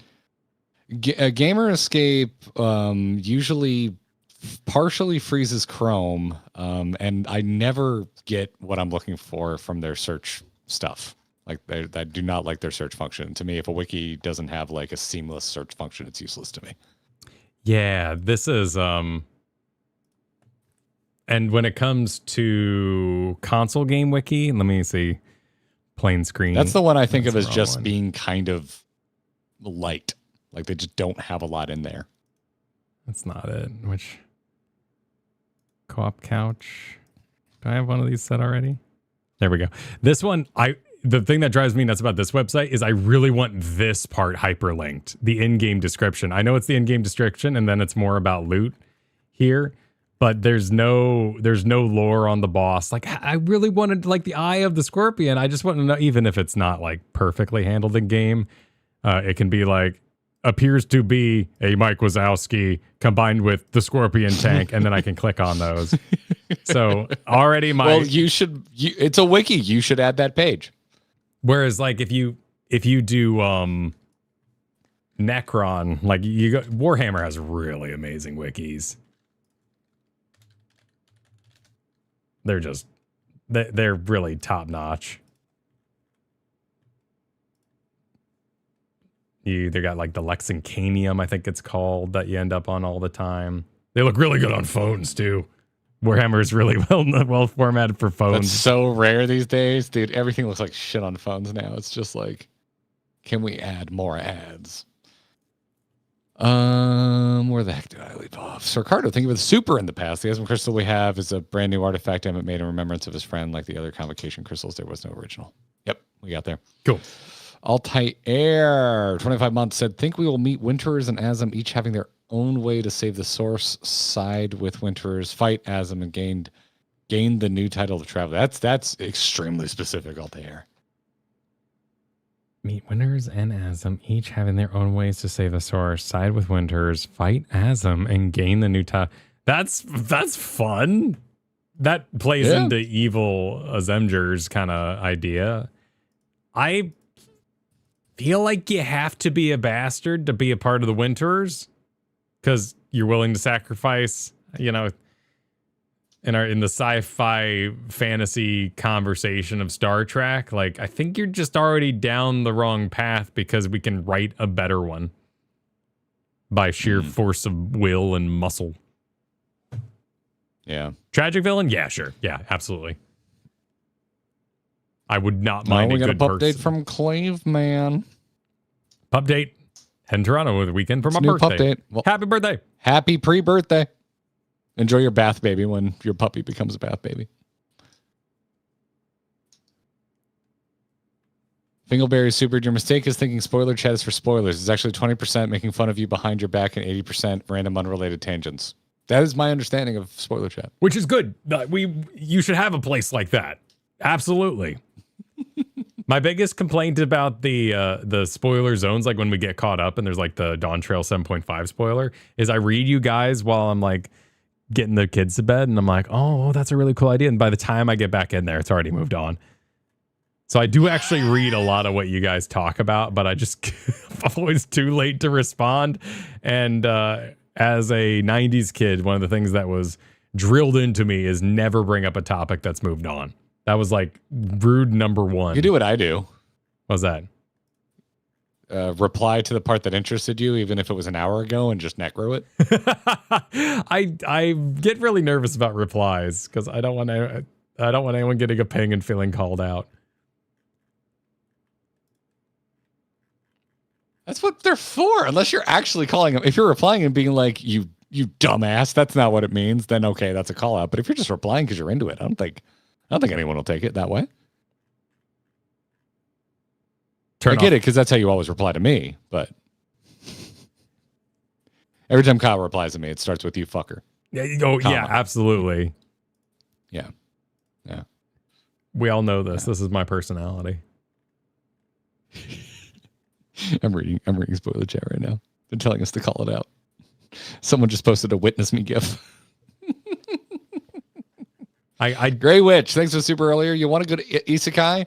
Kiyo Karamao. It's about a guy who gets swirled into another world and then gets accidentally gay married. Okay. Like swirled like in a toilet? Like for nerds? Let's see. That was like quicksand. That was something I thought was going to be constantly being done to me at school, and I never saw anyone get swirled. I'm really happy about that. I don't want pink eye or anything. I mean, same. This looks like the guy who's from the soup meme. Is this the soup guy? This does look like the soup meme. Oh my god, you're right. Is this the is this the I'm at soup guy? How old is this show? Is this soup? Is this soup? Did we find the origin of soup? I have no idea what the soup anime is. Typing soup did not help. I cannot confirm the nature of the soup. That was Code Geass. And that was 2010. Okay. That's a perfect encapsulation of what it's like when Kyle really thinks he knows how to explain what he's thinking, and I don't get it at all, by the way. Like yesterday when you were trying to explain how you thought that boss worked, it was the most maximum I've ever been at. What do you mean you're at soup? And you just kept saying I'm at soup as if it would clear it up any further. It seems so easy to explain. I can assure you this isn't the first time this has happened. No, definitely not. That's okay. Yeah, that's a pillar of our friendship, is being horribly confused as you try to explain how your brain works to me. I am the go-to person at the Christmas get-together who goes, so-and-so's mad at me. What? Let me go talk to them. I'll smooth this over. Let me go talk to him. And they have no idea. Make it worse. Oh, yeah. But I'm just standing there, like, saying what I think is completely normal statements, and they're losing it. And I don't know why. Just like, what I done? Yeah, no. Why are you mad that I called you a fugly heckler? Like, I thought we were having fun. I'm fugly. You're fugly. It's all good. Why would this upset you? And, oh, so I am. And you're like, that's why we're both fugly. Oh, so we're both. And you're like, what? Yeah. It's natural to think you're fugly. So you think no, I'm saying we all think we're ugly when we look in the mirror. It's like people. Kyle enjoys shifting. Kyle enjoys shifting without a clutch. I mean, actually, that's actually kind of a skill, like, show off moment. You know, like most vehicles, it has a perfect speed every gear where you could technically shift without clutching, but it's extremely dangerous and not recommended. That's just so simple. My buddy had an old Jeep Wrangler. He could just slam that thing in the gear perfectly. He knew the exact spot every time. Just no clutch. Just get it in there. It's like when you talk to people who are starting a podcast for the first time and they're like, hey, listen, what can I do to not hate the way I sound? And you just have to be like, oh, we all do. Just keep doing it. You just keep going until you're desensitized. Yeah. Eventually you might find something you like, but eventually you just don't think about it anymore. Nope, you just get used to it. Yep. Yeah, go deaf. Exactly, Zerathi. Exactly. Konagami, think of it, the Super Uma Musume is technically an isekai, so you should watch Uma Musume Cinderella Grey. It is? I've been kind of thinking I might want to watch Uma Musume because I do find that gacha cozy, but I have fallen off of the game. The horse is... Who's isekai? Like a manager? I don't know. Are there normal women in Uma Musume? Yes. Okay. Yes. Okay. Yes. So the horse girls are unique. So the children, normal human children, appear by normal means in that world. The horses, are like Asari. Is that what they were in Mass Effect? Asari. What was Mass Effect? What was Blue no Girl? Gender, right? They just don't have gender. Well, you would like psychically connect and you could mate with anything. Yeah. That was their thing. Yeah. But yeah, sorry are the Blue Girls. Yeah. Okay. So I'm going to assume it's a sorry situation.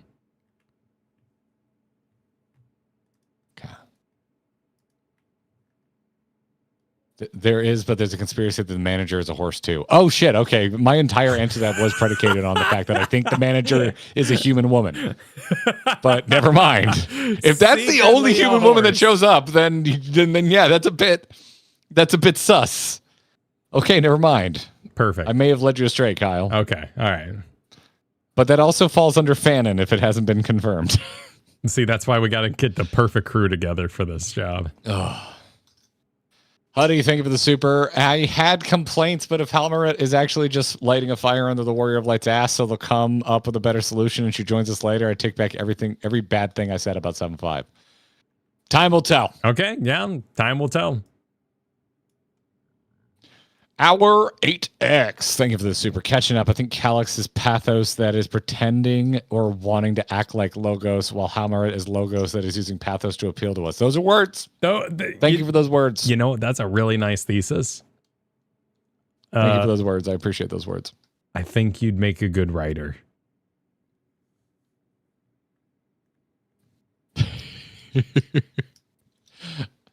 I am not that deep into Greek, and I don't really want to get that deep into Greek.